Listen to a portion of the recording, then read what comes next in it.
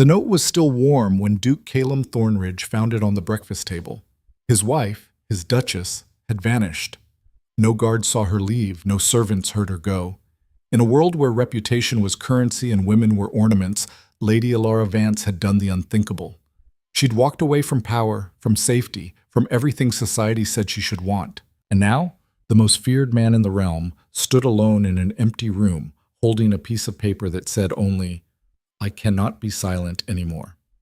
If you want to see how a forgotten woman rewrites her own fate, stay until the end. Drop a like and tell us where you're watching from. The dining room at Thornridge Manor was always cold, not from the weather, though the northern winds did rattle the windows most nights, but from the silence that filled it like fog settling over a graveyard. Alara sat at one end of the long mahogany table, Calum at the other. Between them stretched 12 feet of polished wood, 3 silver candelabras, and 3 years of unsaid words that had calcified into something harder than stone. She cut her roasted pheasant with mechanical precision. Knife, fork, chew, swallow, repeat. The routine had become so automatic she barely tasted the food anymore. Across the distance, always that distance, she could hear his silverware scraping against porcelain. The sound made her teeth ache.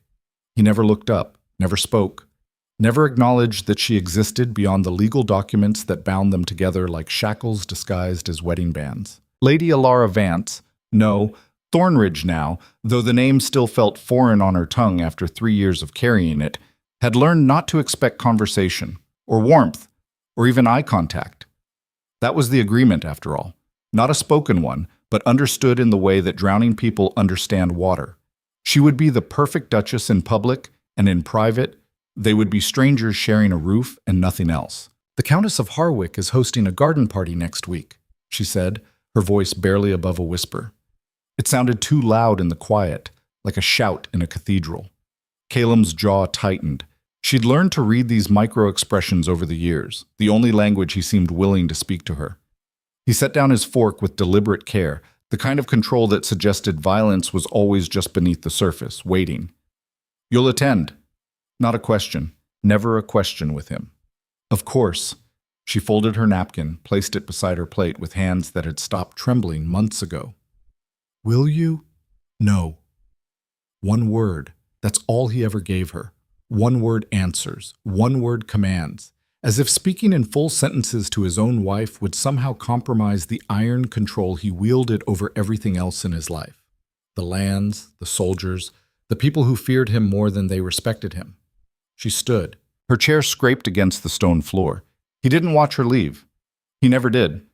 The hallway outside stretched long and shadowed, lit by oil lamps that cast more darkness than light. Her footsteps echoed. Everything in this place echoed. Sounds, loneliness, the person she used to be before she became the forgotten Duchess. The thing about living in a cage, Alara had discovered, was that you didn't always notice the bars right away. They appeared gradually. One restriction, one silence, one cold shoulder at a time, until one day you looked around and realized you couldn't remember what freedom felt like. Couldn't remember what your own voice sounded like when it wasn't apologizing or asking permission, or simply staying quiet to avoid the weight of being ignored. She'd come to Thornridge Manor 3 years ago wearing a white gown that cost more than most families earned in a decade and carrying hope like a bouquet of flowers she didn't realize were already dying. The marriage was arranged, yes, but she'd been young enough, stupid enough maybe, to believe that affection could grow between two people if they just tried hard enough. That patience and grace and all the virtues her mother had drilled into her since childhood would be enough to build something real. "He's a powerful man," her father had said, gripping her hands at the wedding with fingers that shook slightly. His breath had smelled of whiskey even at noon. "This alliance saves our family, Alara. You understand that, don't you? You understand what's at stake?" She'd understood. The Vance estate was drowning in debt. Her father's gambling, her brother's poor investments and schemes that promised gold and delivered nothing but empty pockets. The family name was on the verge of ruin, their lands about to be seized, their titles becoming decorations on bankruptcy papers. Duke Calum Thornridge had offered a lifeline: marry his daughter to him, and he'd clear the debts, restore the properties, ensure the Vance legacy continued for another generation. The cost was only Alara. Just one girl's future. Just one girl's dreams. Small price for a dynasty, really. She'd paid it willingly. Walked down the aisle with her chin up and her hands steady, trying not to think about the boy she'd danced with at her cousin's wedding the summer before, the one who'd made her laugh and talked about traveling to the southern coast together. That boy was married to someone else now. That version of Alara, the one who'd believed in love, was buried somewhere beneath 3 years of frost. She'd said her vows without trembling.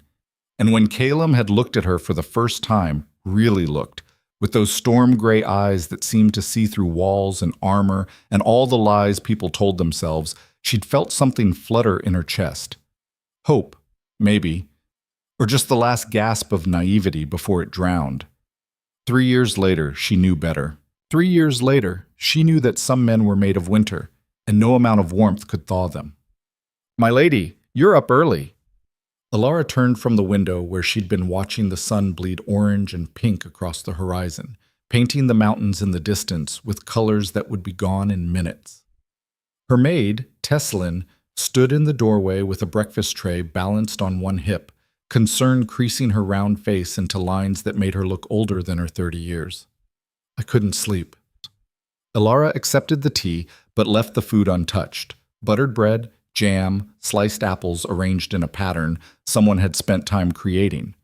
Her appetite had become a ghost these days, present in memory but absent in practice. She'd lost weight, not enough for anyone to notice, but enough that her dresses hung differently. Tesslyn set the tray down on the small table near the fireplace and busied herself with opening curtains, tidying the already tidy room, fluffing pillows that didn't need fluffing. She'd been with Alara since the wedding, one of the few familiar faces in this cold northern stronghold where everyone spoke with clipped accents and looked at her like she was a curiosity in a museum, the southern girl who'd married the Iron Duke and somehow survived it. "You look tired, my lady. Are you feeling well?" Tesslyn's voice carried that careful neutrality servants learned when they worked in houses where speaking plainly could cost them their positions. "I'm fine." The lie came easily now. She'd had years of practice, thousands of repetitions until the words felt true, even when everything inside her screamed otherwise. "The Duke left before dawn," Tesslyn continued, her hand smoothing a bedspread that already lay flat. "Rode out with his men toward the eastern border. There's been trouble with raiders again. They say a supply convoy was hit 2 nights ago, and of course there has." Alara heard the bitterness in her own voice and tried to soften it. Failed. "There's always trouble, isn't there? Always some crisis that requires his immediate attention. Always somewhere more important to be than here." Tesslyn's hand stilled. "My lady." "I'm sorry, Tess, I didn't mean to snap." Alara set down her teacup before her shaking hands could betray her. "It's just, how long has he been gone this month? 2 weeks? 3? 16 days, my lady." "You're keeping count?" "Someone should." Tesslyn met her eyes then, and Alara saw something in them that looked like pity mixed with anger. "It's not right what he does. Leaving you here alone month after month. People talk." "People always talk." Alara turned back to the window. Below, the manor grounds stretched out like a painting someone had forgotten to finish. Manicured gardens, stone pathways that led nowhere important, the distant line of forest that marked the edge of Thornridge land. Beautiful, perfect, empty. "What do they say now?" Tesslyn hesitated. "My lady, I don't think—" "Tell me. Please." A long silence, then, "They say you're more decoration than Duchess. That the Duke keeps you around for appearances but doesn't— that he doesn't care whether you live or die, as long as you show up at parties looking pretty." The words should have hurt. Maybe they would have, 3 years ago. Now they just felt true. "Anything else?" "They wonder why you stay." Tesslyn's voice dropped to barely a whisper. "Some of the maids, they say if they were married to a man like that, to someone who treated them like furniture, they'd have run away years ago." Alara pressed her palm against the glass. Cold seeped through, numbing her skin. "And go where exactly? Back to my family? They sold me to save themselves? To friends? I don't have any real ones anymore. Every woman I knew before the wedding has either dropped me completely or smiles to my face while sharpening knives behind my back. There must be somewhere. There isn't." She said it flatly, stating fact. "I'm trapped, Tess. And the worst part is that nobody forced me into this cage. I walked in willingly, and now the door's locked, and I can't remember where I put the key. Teslin crossed the room and did something she'd never done before. She took Alara's hand. Her fingers were warm, calloused from work, real in a way that nothing else in this manor felt real. Then make a new key. What? Make a new key, my lady, or pick the lock, or break down the door. But don't just stand here watching yourself disappear. Before Alara could respond, Teslin dropped her hand and stepped back, her face flushing. Forgive me, I spoke out of turn. I'll finish the morning preparations and… Tess, wait! But the maid was already gone, fleeing before she could be dismissed or reprimanded. Alara stood alone in her bedroom, the room she'd slept in alone for 3 years, because Calum had made it clear from their wedding night that separate chambers suited him better, and felt something crack inside her chest, not her heart. That had broken months ago, shattered so thoroughly that she'd stopped trying to piece it back together. This was something deeper, structural, like the foundation of a building finally giving way after years of slow erosion. She was disappearing, not dramatically, not all at once, but slowly, quietly, like a drawing being erased one line at a time until only the faintest outline remained, and soon even that would be gone. The whispers had started after the 2nd month of marriage. Alara had been at a dinner party, one of those glittering affairs where the nobility gathered to smile with their teeth and stab with their words, where crystal chandeliers cast light that was somehow both brilliant and cold. She'd been standing near a marble column, trying to look engaged while Lady Pemberton droned on about her daughter's upcoming debut into society, when she'd heard her name carried on the air like smoke. Poor thing, 3 months wed and he barely looks at her. I heard they sleep in separate wings. Separate wings, can you imagine? No surprise there, really. Have you seen her? Pretty enough, I suppose, in that common way. But nothing extraordinary, not the sort to hold a man like Thornridge's attention. My cousin's maid works at the manor. She says the Duke speaks maybe 10 words to her all week. 10 words! Perhaps that's why he chose her. Easy to ignore. A wife who doesn't make demands or cause scenes, just sits there being decorative and quiet. The laughter that followed had been soft, polite, and sharp as broken glass grinding under boots. Alara had stood there, frozen behind her column, while the women who were supposed to be her peers, her friends even, dissected her marriage like physicians over a corpse on an examination table. She'd wanted to turn around to defend herself, to say something, anything, but her voice had locked in her throat the way it always did when she needed it most. She'd learned that night that silence could be a choice or a cage, depending on who controlled it.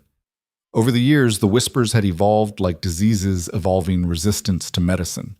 Pity turned to speculation, speculation to mockery. She was the Ice Duke's ice wife, the forgotten Duchess. The woman who'd married power and ended up with nothing but an empty title and lonelier nights than any spinster ever suffered. At first, she'd tried to win them over, attended every event, no matter how trivial, smiled until her cheeks ached and her face felt like a mask that might crack and fall off, perfected the art of small talk and graceful exits. She'd thought that being the perfect Duchess, poised, elegant, never causing problems, would earn their respect. Instead, it earned their contempt.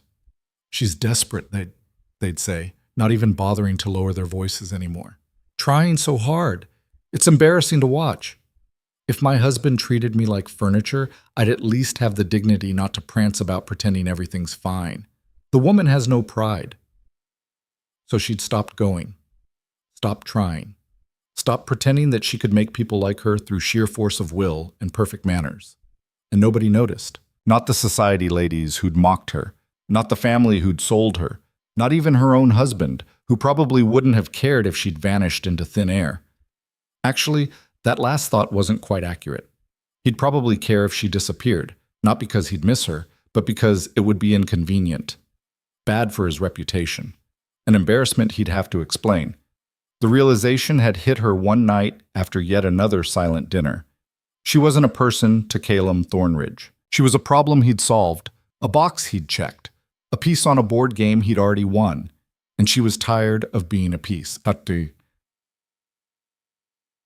The library was Alara's sanctuary, the only place in the entire manor where she felt like she could breathe without someone watching, judging, weighing her value, and finding it lacking. It occupied the entire west wing of the manor, 3 stories of books that Calum had collected but never read. Thousands of volumes bound in leather and organized by some system only the previous librarian had understood before he died 5 years ago. She'd discovered it by accident during her first week at Thornridge, when she'd gotten lost trying to find the conservatory and instead stumbled through a door she'd thought was a closet. The moment she'd stepped inside, surrounded by leather spines and dust motes dancing in shafts of afternoon light that filtered through tall windows, she'd felt something click back into place. Some part of herself she'd thought was lost forever, buried under wedding vows and disappointed hopes. Here, at least, she existed. Here, she could be Alara again, not the Duchess, not the decorative wife, not the girl whose family had traded her for financial solvency. She spent hours among the stacks, pulling down volumes on history, philosophy, agriculture, astronomy, anything that took her mind away from her own life and into other worlds, other problems, other people's solutions to impossible situations. Sometimes she'd find books on estate management and pore over them like novels, learning about crop rotation and tenant relations and accounting practices that most noble ladies would consider beneath them. Not that anyone cared about her opinions on such matters. Not that anyone asked. It was Marcus, the manor's steward, who changed that. Marcus was a thin man with nervous hands and a tendency to avoid direct eye contact, the kind of person who'd perfected the art of being invisible in a household where the master's temper was legendary. She'd barely spoken to him in her first 2 years at the manor. He reported to Calum, not to her, and everyone understood the hierarchy. But 6 months ago, something had shifted. "My lady, forgive the intrusion."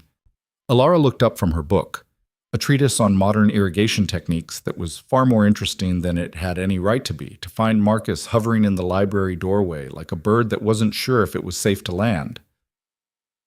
"What is it, Marcus?" She marked her page and set the book aside. "There's a situation in the Western Village. The harvest has been poor and several families are behind on their rents. 3 months behind, actually. I wanted to consult with the Duke, but he's away dealing with border disputes, and I thought perhaps—" He stopped, looking uncomfortable. "You thought perhaps I might have insight?" She didn't bother hiding her surprise.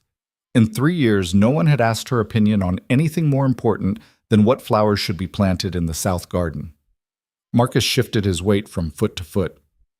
"You've been reviewing the estate ledgers, my lady. I've seen them on your desk. And, well, you seem to have a mind for these matters. The way you've organized the household accounts, the suggestions you made about the northern tenant farms last month, they were good suggestions. Smart." It was possibly the first genuine compliment she'd received in years. She felt something warm unfurl in her chest, small and tentative, like a flower that wasn't sure if it was safe to bloom. "Show me the records," she said. What she found was worse than she'd expected. The Western Village, a cluster of maybe 30 families who farmed the rocky land at the edge of Thornridge territory, had been struggling for 2 full growing seasons, but nobody had reported it to Calum. Or if they had, he'd been too occupied with border conflicts and raider attacks and maintaining his reputation as the Iron Duke to address it. The families were trapped in a spiral that would kill them. Poor harvests meant they couldn't pay rent, which meant they couldn't afford next season's seed, which meant the next harvest would be even worse. And when they couldn't pay rent for too long, Calum's policies were clear. Eviction. No exceptions. No mercy. Strength through discipline, he called it. Alara called it cruelty disguised as principle. "Why hasn't anyone helped them?" she demanded, her voice sharper than she'd intended. Marcus wrung his hands. "The Duke's policy is, well, he expects people to manage their own affairs. He says coddling them breeds weakness, that helping people who can't help themselves just creates dependency. And they're not asking to be coddled, Marcus. They're asking for a chance to survive." She stood, the book on irrigation forgotten. "Has anyone even gone to assess the situation, to see what they actually need? The Duke doesn't—" "I'm not asking what the Duke does or doesn't do. I'm asking if anyone has bothered to actually help these families instead of just watching them starve while quoting policy." Marcus stared at her. She'd never spoken like this before. Never let the anger and frustration in 3 years of being ignored break through the perfect Duchess facade. "No, my lady," he said quietly. "No one has gone." "Then I will." She spent the next week traveling to the Western Village herself, without Caleb's permission, not that she'd bothered asking. He was away anyway, dealing with another crisis that was more important than the wife he'd left behind. Again.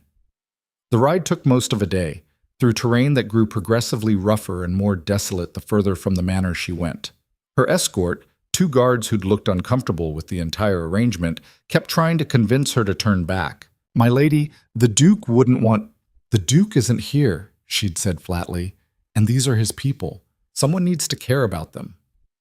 The Western Village was worse than the record suggested. She saw children with hollow cheeks and clothes that were more patches than original fabric.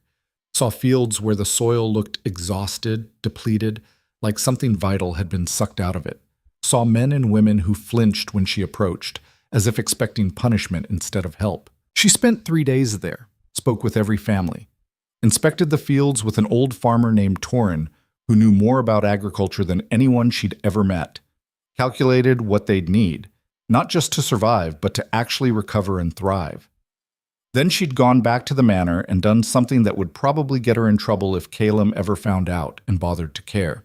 She'd gone into the emergency stores and arranged for seed to be distributed. Good seed, the expensive kind that would actually grow in difficult soil. She'd adjusted the rent schedules and the ledgers, giving the families time to recover. She'd even ridden to the nearest town and negotiated with merchants there to extend credit for tools and supplies. It wasn't a perfect solution. She didn't have the authority to make permanent changes, didn't have access to the kind of funds that could really transform the village. But it was something. It was more than nothing. It was more than anyone else had done. When Caleb returned from the border 3 weeks later, Marcus reported everything. Every decision she'd made, every coin she'd spent, every policy she'd bent or broken. She'd braced herself for anger, for being told she'd overstepped, for being reminded of her place, for being locked in her rooms or sent away or punished in whatever way the Iron Duke punished people who defied him. Instead, Caleb had said nothing. Literally nothing. He'd listened to Marcus's report with that stone face he always wore, the one that gave nothing away, nodded once when the steward finished, and walked away. No acknowledgement, no approval, no disapproval, nothing. The message was clear. Her efforts were too insignificant to warrant even his anger.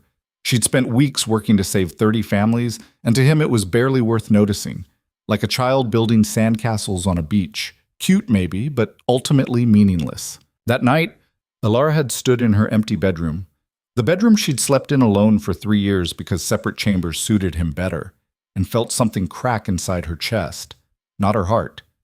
That had broken months ago, shattered so thoroughly that she'd stopped trying to piece it back together. This was something else, something fundamental, like the last thread holding a frayed rope finally snapping. She walked to her mirror and stared at her reflection. Pale skin, dark circles under her eyes, hair that she'd stopped bothering to style properly because what was the point? She looked like a ghost, looked like someone who was already halfway to not existing. And in that moment, standing in her golden cage while the man who was supposed to be her husband ignored her existence, Alara made a decision. She was leaving. The decision, once made, felt both terrifying and inevitable, like stepping off a cliff. You couldn't take it back, couldn't change your mind once you'd left solid ground, but also there was something freeing about the fall. She couldn't stay here, couldn't keep disappearing piece by piece until there was nothing left of the person she used to be, couldn't keep pretending that silence was the same as peace, that being ignored was the same as being safe. But where would she go? That was the question that kept her awake at night, staring at the ceiling while her mind raced through options like a mouse in a maze. Not back to her family. They'd send her straight back to Thornridge, wouldn't even listen to her reasons. The marriage contract was ironclad, and besides, they needed the alliance more than they needed her happiness. Maybe more than they needed her at all. Not to friends. She'd realized years ago that she didn't have any real ones anymore. The girls she'd grown up with had either dropped her completely after the wedding or worse, kept up appearances while treating her like a curiosity. A cautionary tale. Look what happens when you marry for duty instead of love. Look what happens when you let yourself become invisible. She needed somewhere remote, somewhere no one would think to look for a Duchess who was supposed to be at home being decorative and quiet, Somewhere she could figure out who she was without the weight of expectations and title and a husband who treated her like poorly made furniture. The answer came from an unexpected source. She'd been in the study, Calum's study technically, but he was away again and she'd started using it to go through estate documents. When she found an old map, it was yellowed at the edges, marked with notes and handwriting she didn't recognize. Someone's survey of Thornridge lands from maybe 20 years ago. In the far northern corner, almost off the edge of the map, someone had drawn a small square and labeled it Old Hunting Lodge, Abandoned. Alara traced the location with her finger. It was remote, surrounded by rough terrain and forest. Far from the manor, far from the villages, far from anywhere someone might casually travel. According to the notes, it had been built by Calum's father decades ago, but hadn't been used in years. Perfect. She called Marcus to the study the next day. "The old hunting lodge," she said, pointing to the map. "Does it still exist?" Marcus squinted at the location. "As far as I know, my lady, though I can't say what condition it's in. The Duke never goes there. I don't think anyone has in years." "Why not?" He shrugged uncomfortably. "The terrain is difficult. No good roads. The forest there is thick, and there are stories about, well, local superstitions. Nothing substantial, just tales to keep children from wandering too far. The Duke considers it a waste of resources to maintain a property so remote. Is it habitable?" I couldn't say, my lady. Would you like me to send someone to inspect it?" "No." She said it too quickly, then softened her tone. "No, that won't be necessary. I was just curious about the estate's full holdings." Marcus looked like he wanted to ask more questions, but knew better. "Of course, my lady." After he left, Alara studied the map for a long time. The lodge was at least a day and a half's ride from the manor, maybe 2 days in bad weather. The area around it was marked as rough terrain, hills and dense forest that would make travel difficult, which meant it would also make pursuit difficult. She started planning that night. Preparation took 2 weeks. 2 weeks of careful, quiet planning. 2 weeks of lying awake in the dark, going over every detail until her mind felt like it would crack from the pressure. She couldn't take much, nothing that would be immediately missed. No jewelry except her mother's ring, the one piece she'd brought from her old life. No fancy dresses or expensive shoes. She packed a single bag with practical clothes, the kind servants wore, sturdy and warm. Riding boots, a heavy cloak, basic supplies. Money was harder. She didn't have much of her own. Her allowance was generous but not substantial, and most of it went to household expenses that she wasn't even supposed to be managing. But she'd been careful over the years, squirreling away small amounts here and there. It wasn't much, maybe enough to last a few months if she was careful. She studied maps late at night, memorizing the route to the northern lodge, plotted the path carefully, noting places she could rest, water sources, potential dangers. She'd never traveled alone before. Noble ladies didn't. But she'd learned to ride well, and she was stronger than she looked. 3 years of being ignored had at least taught her self-reliance. The hardest part was arranging for a horse without anyone becoming suspicious. She couldn't just take one from the stables, that would be noticed immediately. But she remembered Finn, a young stable boy she'd helped months ago when his mother had fallen ill. She'd arranged for the physician to visit, had paid for the medicine herself when Finn couldn't afford it. She found him one evening in the stables, mucking out stalls. "Finn, I need your help with something," she said quietly. He looked up, startled. Stable boys didn't usually get approached directly by the lady of the manor. "My lady, is something wrong?" "I need a horse, tomorrow before dawn. The mare in the 3rd stall, she's gentle and strong. Can you have her ready for me? Saddled, supplied for a long journey?" Finn's eyes widened. "My lady, I don't think, does the Duke know?" "No, and I'd prefer to keep it that way." She pressed a small pouch into his hand. It was heavier than it should be, filled with coins that represented a significant portion of her savings. "For your mother's medicine. And Finn? If anyone asks, you saw nothing. You don't know anything about this?" He stared at the pouch, then at her. She saw the moment he made his decision. "I saw nothing, my lady." "Thank you." She wrote letters the night before she left. One to Teslin, apologizing for leaving without explanation, asking her to stay at the manor if she could. Someone should make sure the household kept running. One to Marcus, with specific instructions for managing the estate. One to her parents, brief and formal, saying only that she needed time away and not to worry. That last line was a lie. They wouldn't worry. They'd be angry, embarrassed, concerned about the scandal, but they wouldn't worry about her. The letter to Calum was the hardest. She sat at her desk for hours, candle burning low, trying to put into words what 3 years of silence had failed to communicate, trying to explain why she was leaving, what she needed, who she wanted to become. In the end, she kept it short. The truth usually was, I cannot be silent anymore. I cannot disappear. Don't look for me. I need to find myself first. E. Not an explanation, not an apology, just truth, raw and simple. She left the note on the breakfast table where she knew he'd find it, where they'd sat across from each other for 3 years, eating in silence, existing in parallel lines that never touched. Then she walked away from her golden cage and didn't look back.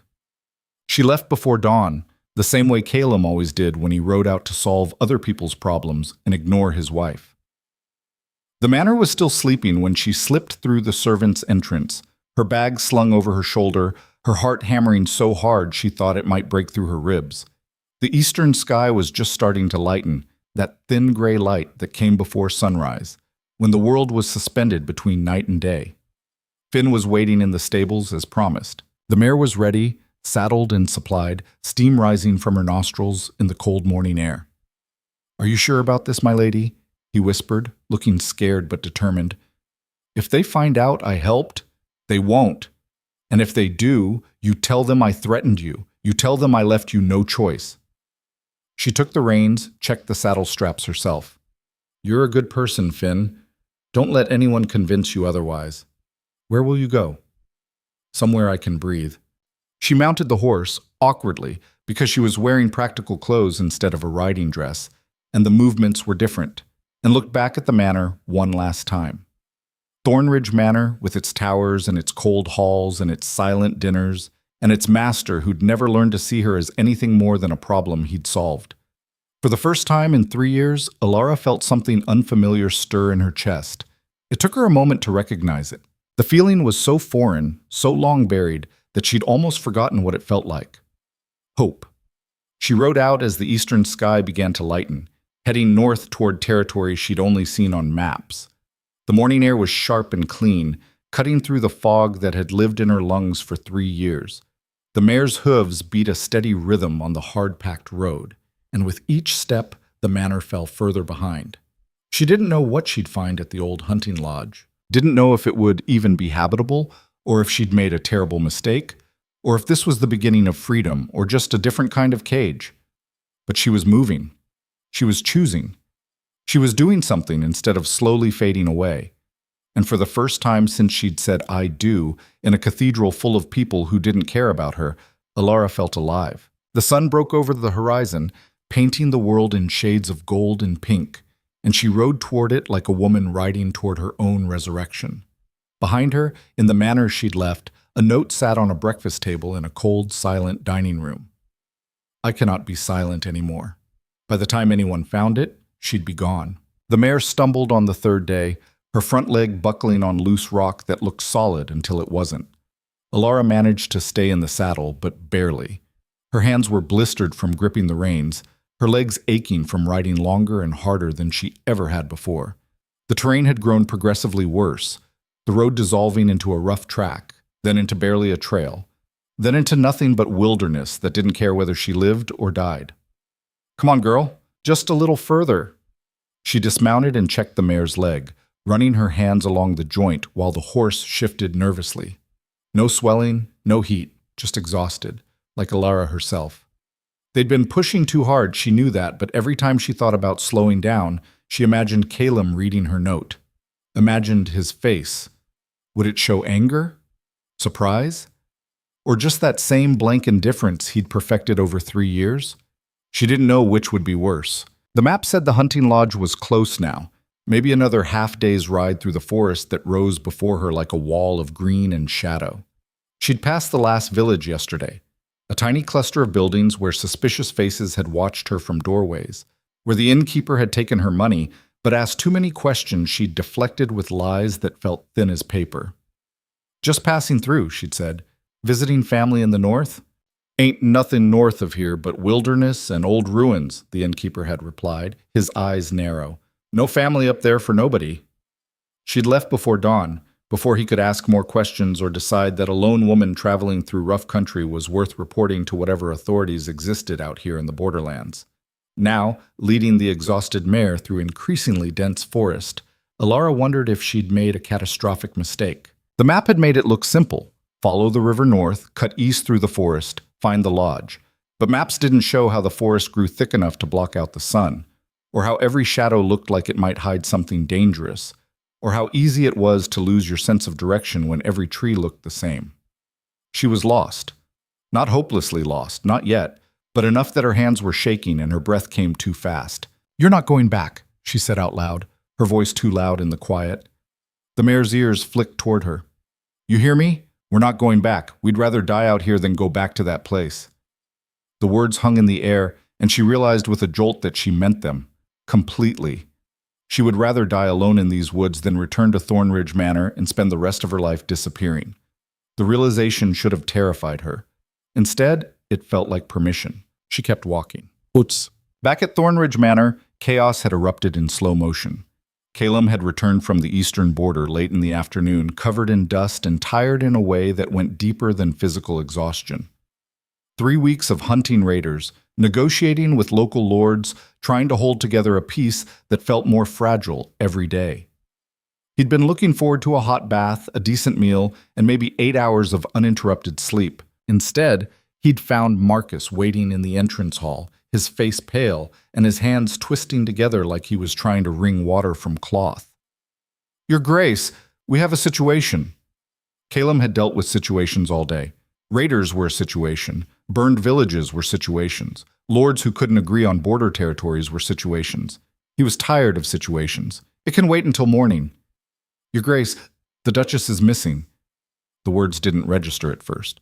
Not properly. Calum stopped removing his riding gloves and looked at Marcus like the man had started speaking a foreign language. "What?" "Lady Alara. She's gone. Left 4 days ago before dawn. Took a horse and basic supplies. She left this." Marcus held out a folded piece of paper like it might explode. Calum took it, unfolded it, read the words that were written in Alara's careful handwriting, the letters precise and controlled, even as the message itself was anything but. "I cannot be silent anymore. I cannot disappear. Don't look for me. I need to find myself first." He read it twice, then a third time, waiting for it to make sense. His wife had left. Just left. Walked away from the manor, from her duties, from the marriage that was supposed to be settled and stable and not something he had to think about. "When did you find this?" His voice sounded strange in his own ears. Too calm. Too controlled. "This morning. She typically takes breakfast in her room, so no one realized she wasn't in the manor until her maid went to check on her. We searched the grounds, questioned the staff. One of the stable boys finally admitted he helped her prepare a horse." "Which stable boy?" "Finn, the one whose mother was ill last spring. Apparently the Duchess helped them, paid for medicine. He felt he owed her." Marcus paused. "Should I have him punished?" Calum was still staring at the note. "I cannot be silent anymore." When had Alara ever been anything but silent? She barely spoke at dinner, barely spoke at all. That was the arrangement. That was what made the marriage work. She didn't make demands, didn't cause problems, just existed quietly in her part of the manor while he managed everything else. Except apparently she hadn't been fine with it. Apparently she'd been breaking apart so slowly he hadn't even noticed, or hadn't wanted to notice. "No," he said finally. "Don't punish the boy. He was helping someone who needed it." He folded the note carefully, his movements precise. "Has anyone informed her family?" "Not yet. I wanted to speak with you first." "Don't. Not yet." Calum's mind was already moving, calculating possibilities, assessing threats. A Duchess didn't just vanish. People would talk. Were probably already talking. This would become a scandal, a weakness, a crack in the armor of control he'd spent years building. Do we know which direction she went? North, according to Finn, but that's all he knows. She didn't tell him her destination. North, toward the mountains, toward the wilderness, toward territory that was barely settled and definitely not safe for a woman traveling alone. Caleb felt something cold settle in his chest. Not quite fear. He'd trained himself not to feel fear years ago, but something adjacent to it. Gather a search party. 10 men, experienced trackers. We leave at first light. Your Grace, perhaps we should wait. She might return on her own. She won't. He didn't know how he knew that, but he did. The woman who'd written that note wasn't coming back. Not unless someone brought her back. First light, Marcus, and tell the staff that anyone who spreads gossip about this will be dismissed immediately. This stays quiet for as long as possible. After Marcus left, Caleb stood alone in the entrance hall, still holding Alara's note. He tried to remember the last real conversation they'd had. Couldn't. Tried to remember the last time he'd looked at her, really looked, and saw a person instead of just a problem solved. Couldn't do that either. He'd thought silence was safety, thought distance would protect her from the parts of himself he didn't trust, thought that giving her space and freedom and not making demands meant he was being kind. Apparently he'd been wrong. The realization sat in his stomach like a stone. But there wasn't time to examine it, to figure out what he felt or why. There was only the immediate problem. His wife was somewhere in the wilderness, alone. And if something happened to her, it would be his fault. He crumpled the note and shoved it in his pocket. Then he went to prepare for a hunt that suddenly felt more urgent than any of the others he'd been on. Alara found the hunting lodge just before sunset on the 4th day, and her first thought was that it was worse than she'd imagined. The building crouched in a small clearing like something that had given up on life but was too stubborn to fall down completely. 2 stories of stone and timber that had once been solid but now looked fragile, the roof sagging in places, shutters hanging crooked, vines crawling up the walls like they were trying to pull the whole structure back into the earth. The windows were intact, at least, or most of them, and the door, though weathered, still hung on its hinges. It was also completely isolated. The forest pressed in on all sides, dense and dark, and the only sound was wind in the trees and the distant call of some bird she didn't recognize. No roads, no neighbors. No one who would hear her if she screamed. Perfect. She dismounted carefully, her legs almost buckling when her feet hit the ground. 4 days of riding had turned her muscles into something that felt like they might never work properly again. The mare was in better shape than she was, but not by much. They'd need rest, food, water, and she'd need to figure out if this ruin was even livable before full dark set in. The door opened with a shriek of rusted hinges that made her wince. Inside, dust coated everything in a thick layer that puffed into the air when she stepped across the threshold. But the floor was solid, the walls intact. Furniture sat under sheets like ghosts, a table, chairs, what might have been a couch. A stone fireplace dominated one wall, cold and dark but functional. Upstairs, she found 2 bedrooms and a smaller room that might have been storage. The beds were just frames now, the mattresses long since claimed by mice or rot or time. But the roof looked sound up here, and the windows, though dirty, weren't broken. She could work with this. She'd have to. By the time full dark settled over the forest, she'd managed to get a fire going in the fireplace. Her 3rd attempt, her hands shaking so badly from exhaustion that she'd nearly given up. The mare was settled in what had once been a stable, with water from the stream she'd found behind the lodge and grain from her dwindling supplies. And Alara sat on the floor in front of the fire, wrapped in her cloak, eating stale bread and hard cheese, and feeling more exhausted than she'd ever been in her life. She'd done it. She'd actually done it. Left the manor, traveled alone through dangerous territory, found the lodge. She'd made a choice and followed through, and now she was here, in the middle of nowhere, with nothing but her determination and rapidly depleting supplies. The fire crackled. Outside, something howled in the distance.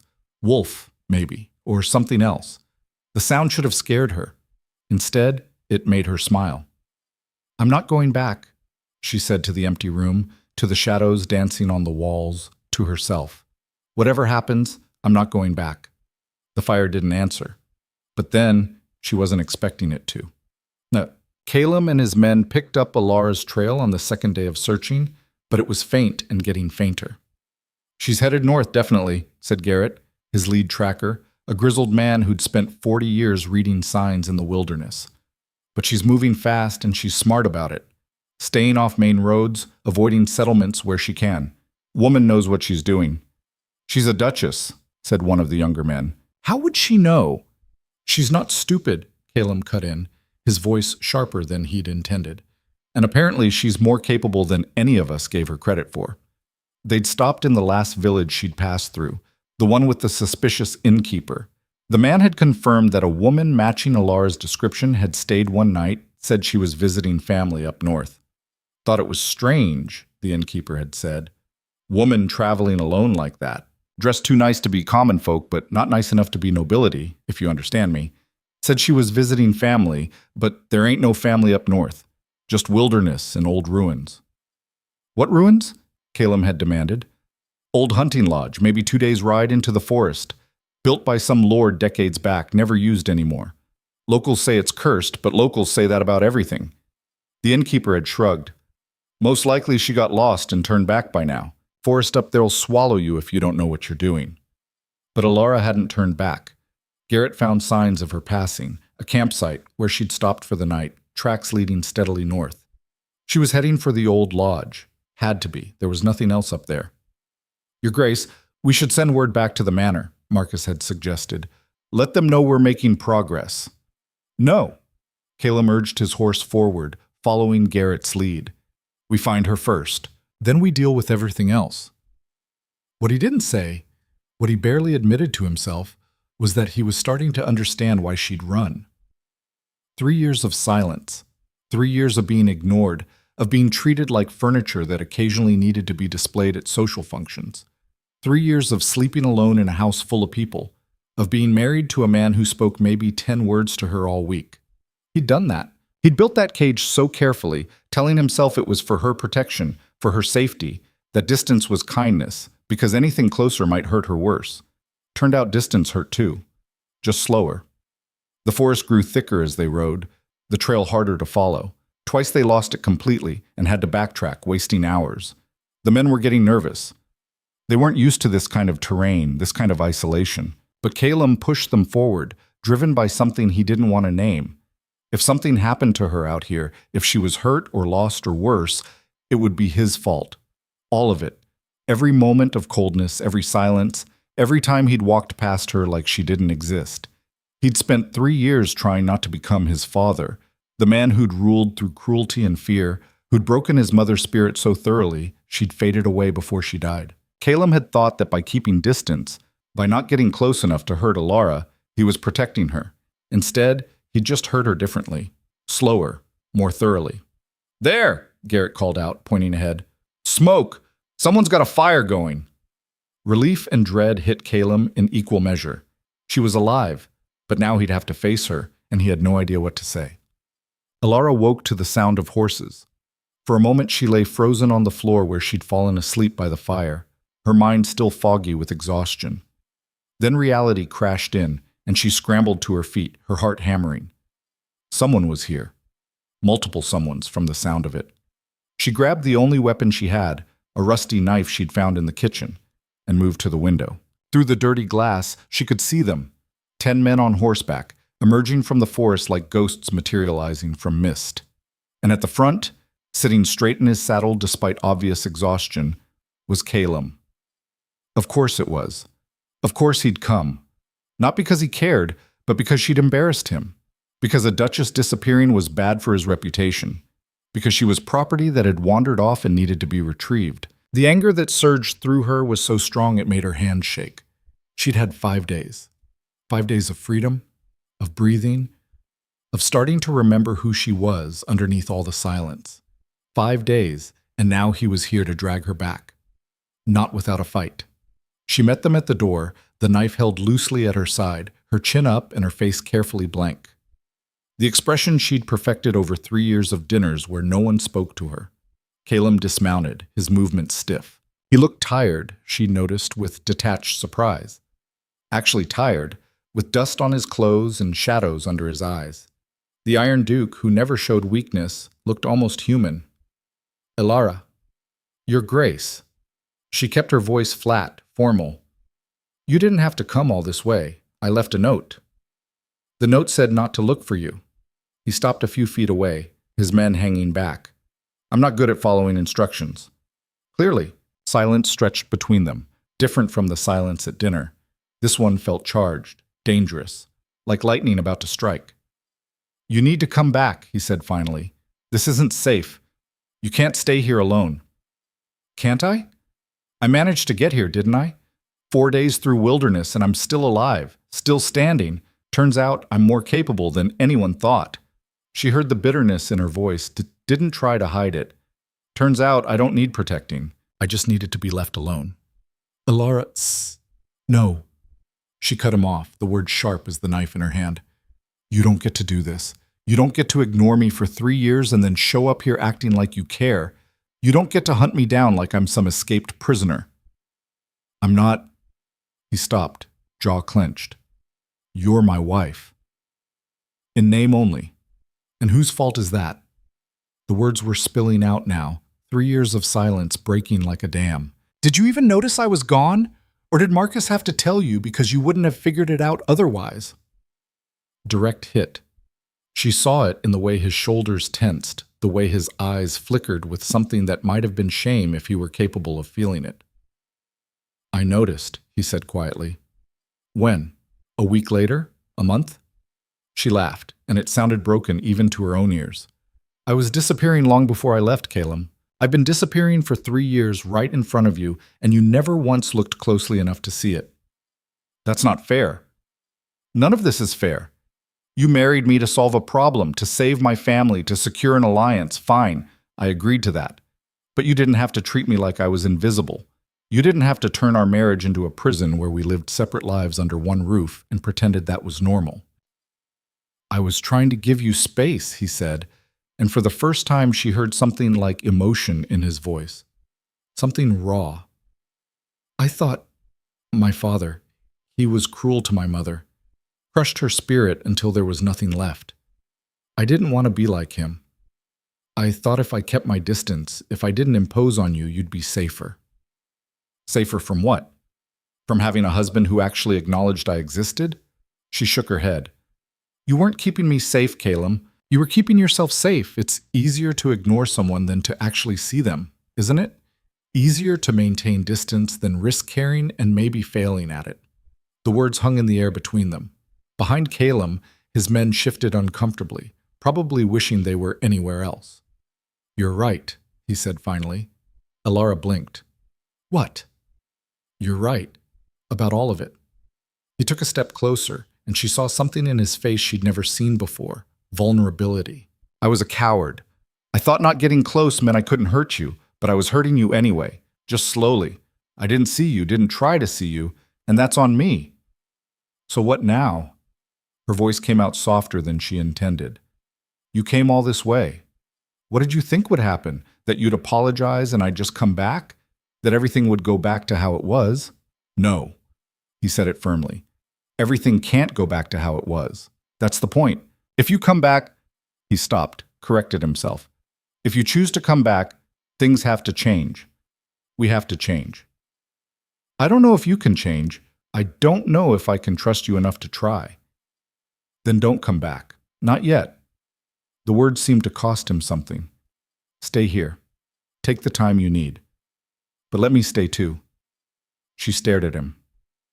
What? Let me stay here. Not in the lodge. I'll camp outside with my men. But let me prove that I can be different, that I can see you. He gestured at the crumbling building behind her. This place isn't safe. You said you managed to get here and you did, but surviving here long-term alone? That's different. You'll need help. I don't need... Everyone needs help, Alara. That's not weakness. That's just truth. He met her eyes, and she saw something there she'd never seen before. Honesty. Let me help. Let me try to be better than I was. And if at the end of it you still want me to leave, I will. She wanted to say no, wanted to tell him to ride back to his cold manor and leave her alone in her crumbling lodge. Wanted to prove she didn't need anyone, least of all him. But the knife in her hand felt heavy, and the lodge behind her was in worse shape than she'd admitted to herself. And 4 days of traveling alone through wilderness had taught her that pride was expensive and sometimes survival mattered more. "Fine," she said finally. "You can stay, but not because I need you, because I'm choosing to let you try." She pointed the knife at him, not threatening, just emphasizing. "And if you slip back into silence, if you go back to treating me like furniture, I'm gone. And next time, I won't leave a note." Something that might have been relief crossed his face. "Understood. Your men can set up camp in the clearing. There's a stream out back for water. And Calum..." She waited until he looked at her.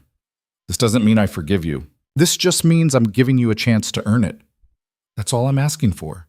She watched him walk back to his men, watched them start unloading supplies and setting up camp. Part of her still wanted to tell them all to leave, to preserve the fragile freedom she'd found in 5 days of solitude. But another part, the part that was tired and scared and maybe, possibly, still held on to the smallest fragment of hope, was almost glad they were here. Almost. She turned and walked back into the lodge, closing the door behind her. Through the dirty window, she could see Calum organizing his men, his movements efficient and controlled. The Iron Duke, reduced to camping in the wilderness because his wife had run away. The situation should have given her satisfaction. Instead, it just felt complicated. She sat back down by the fire and stared into the flames, trying to figure out what she'd just agreed to, trying to figure out if she'd made a mistake or taken the first step towards something that might actually resemble freedom. Outside, darkness fell over the forest, and in the clearing, men set up tents and built fires. And somewhere between the lodge and the camp, between silence and speech, between the past and whatever came next, something shifted. Not fixed, not healed, just shifted. And for the first time in 3 years, Alara allowed herself to wonder if maybe, possibly, things could actually change. The fire crackled, and she pulled her cloak tighter, and beyond the walls, the wilderness waited to see what they would become. The first snow came 3 weeks after Calum arrived, falling silent and thick through the trees like the world was trying to erase them. Alara stood at the window of the lodge, watching white accumulate on the ground outside, and felt the weight of what they'd done settle over her like that same snow, quiet, inescapable, suffocating if you didn't keep moving. They were trapped now. The forest was barely passable in good weather. With snow, the path back to civilization would be impossible for weeks, maybe months. No one was leaving until spring thawed the trails. She should have felt panic. Instead, she felt something closer to grim satisfaction. Behind her, Calum was repairing the roof's interior support beam, his hammer striking in steady rhythm. Over 3 weeks, the lodge had transformed from ruin to something almost livable. Patched roof, repaired shutters, a functional kitchen where the stove actually worked after Garrett had spent 2 days cleaning decades of soot and bird nests from the chimney. The men had built a proper stable for the horses, reinforced the well, cut enough firewood to last through winter. And through it all, Calum had worked alongside them. No commands from a distance, no standing back while others did the labor. The Iron Duke, with his hands blistered and his clothes dirty, learning how to survive in a way that had nothing to do with tactical brilliance or political maneuvering. "We need to talk about supplies," he said now, setting down the hammer. His voice had changed over these weeks. Less controlled, more present. Like he was learning how to exist in the same space as another person without keeping walls between them. "We have enough food for maybe 2 months if we're careful. After that, we hunt or we starve." Alara turned from the window. "I know. I've been keeping inventory." "Of course you have." Something that might have been pride crossed his face. "You've thought of everything, haven't you? The supplies, the firewood calculations, even the rotation schedule for the men, so no one's overworked." Someone had to. She didn't mean it as criticism, but he flinched anyway. "I'm not trying to, I just mean that I'm used to managing things. At the manor, no one asked, but I did it anyway. The estate records, the tenant problems, all of it. Turns out I'm good at logistics when someone actually lets me do it." "I should have let you do it officially. Should have given you real authority instead of just leaving you to fill in the gaps I was too busy to notice." He moved closer, careful not to crowd her. That was new too, the awareness of space, of boundaries.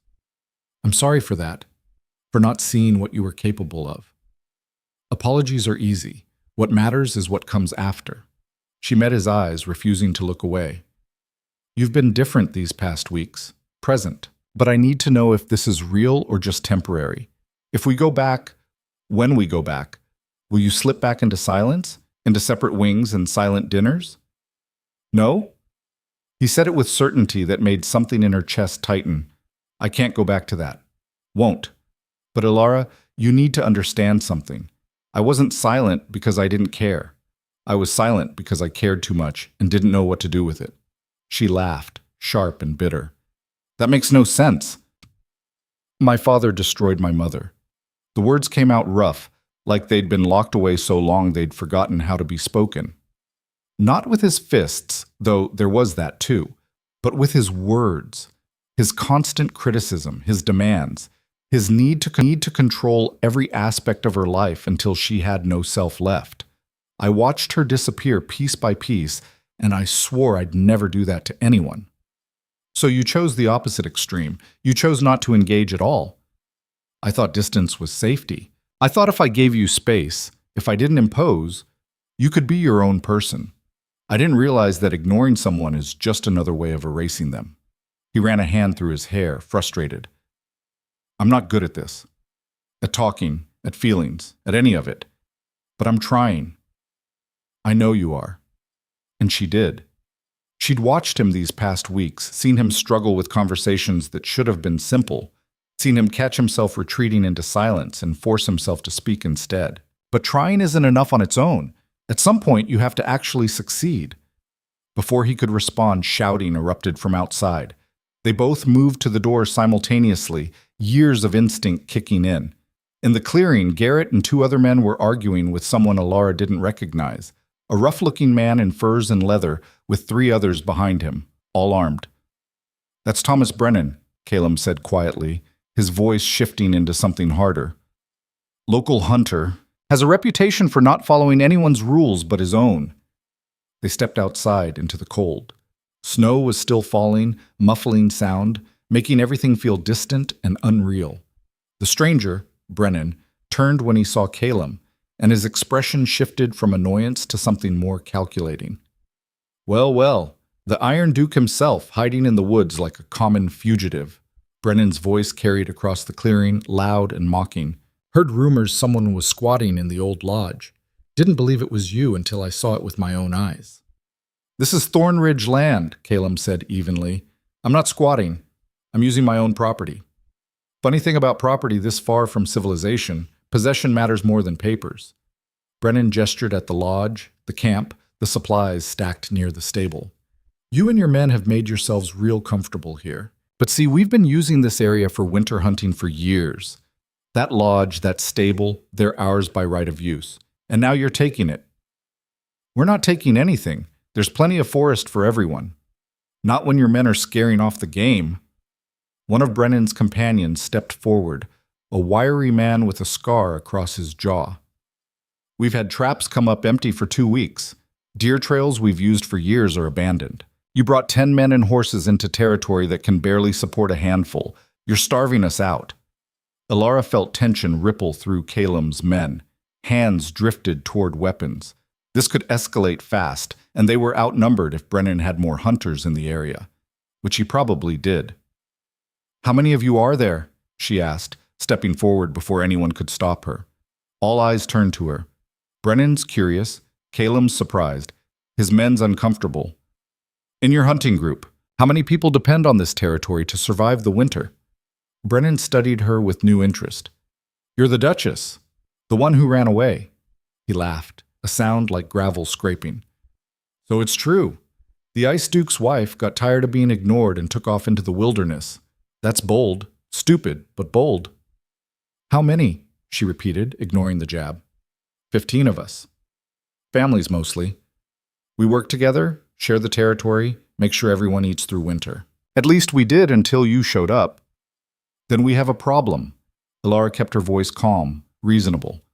Because we have 12 people here, and we're not leaving. Snow's too deep now, but you're right that this territory can't support 27 people hunting the same game. So you're saying we should leave? Brennan's hand moved to the knife at his belt. Our territory, and we should leave because some duke and his runaway wife decided to play house in the woods? I'm saying we need to work together, or we'll all starve.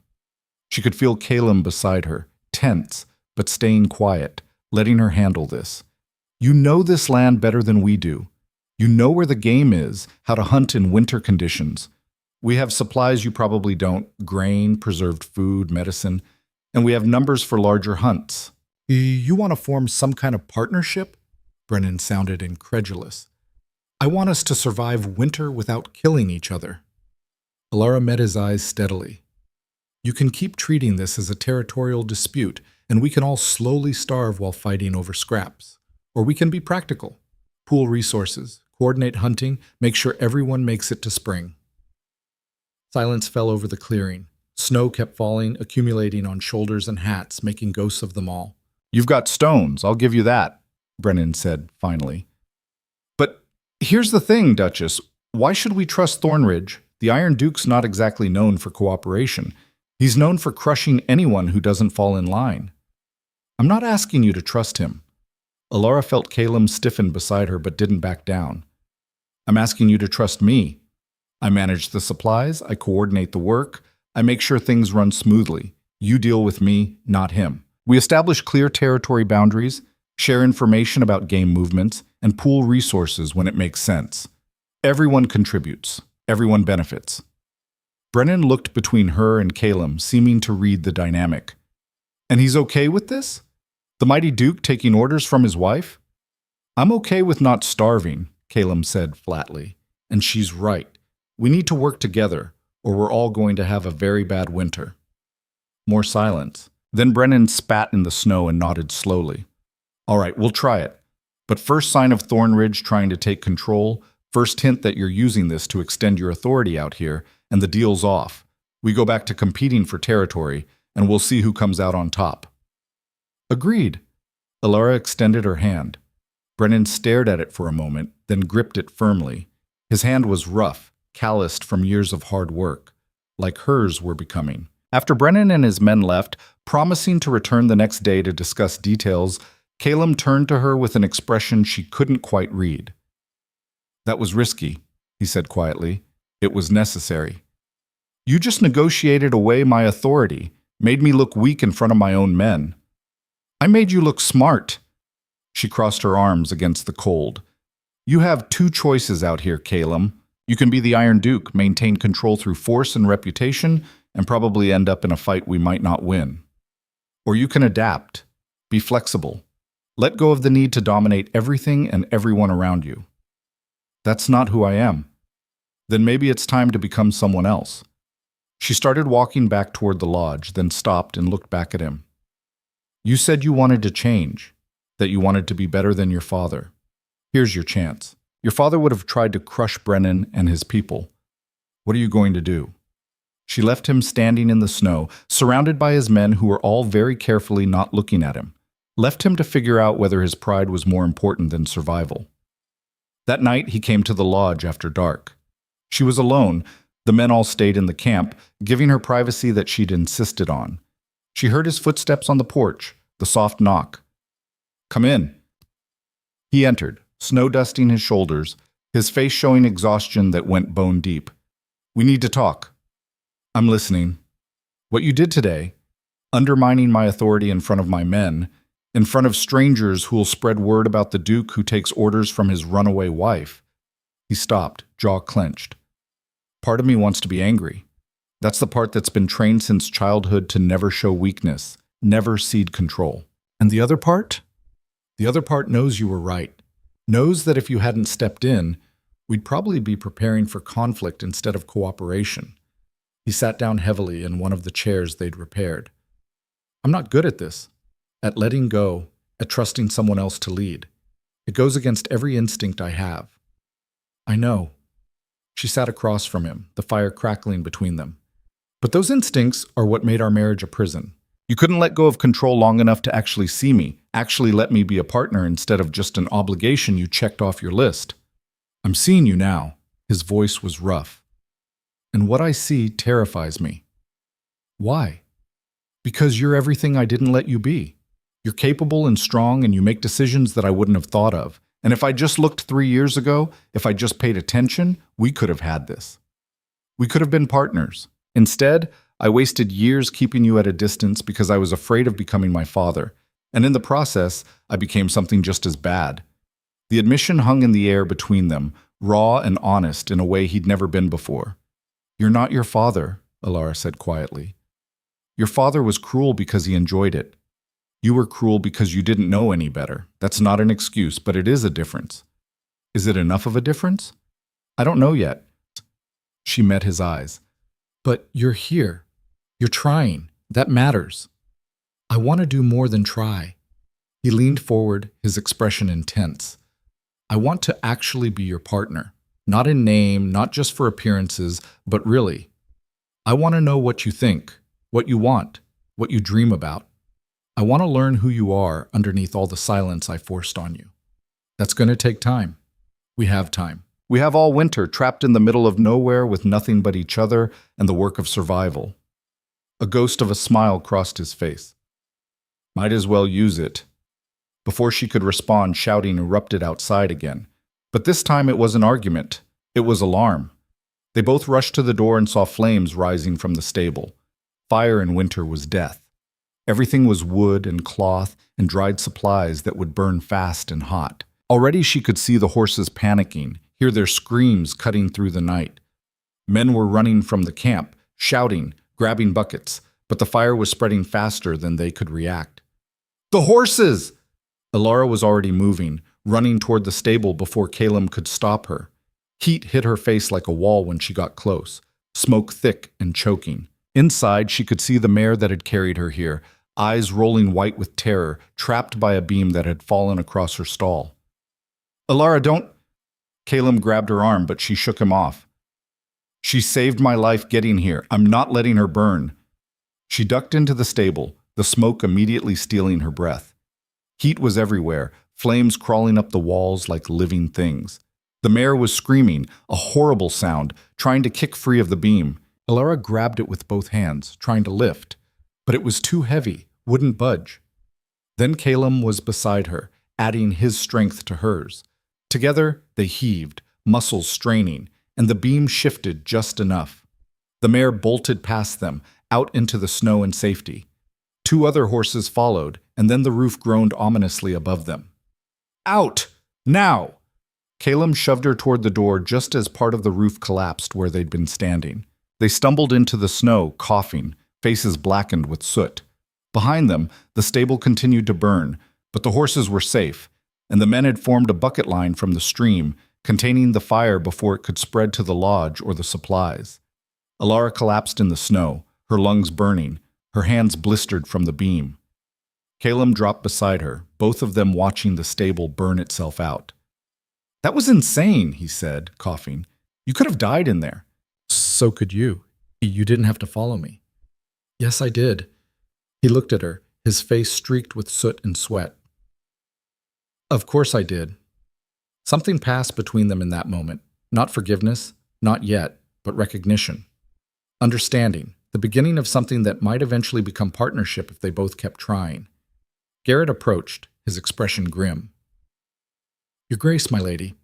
The fire wasn't an accident. We found these near the stable before it started burning."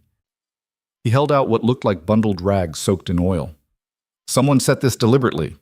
Alara felt cold that had nothing to do with the snow. "Brennan. Maybe. Or someone who doesn't like the idea of cooperation." Calum stood, helping her up. "Either way, we have a problem.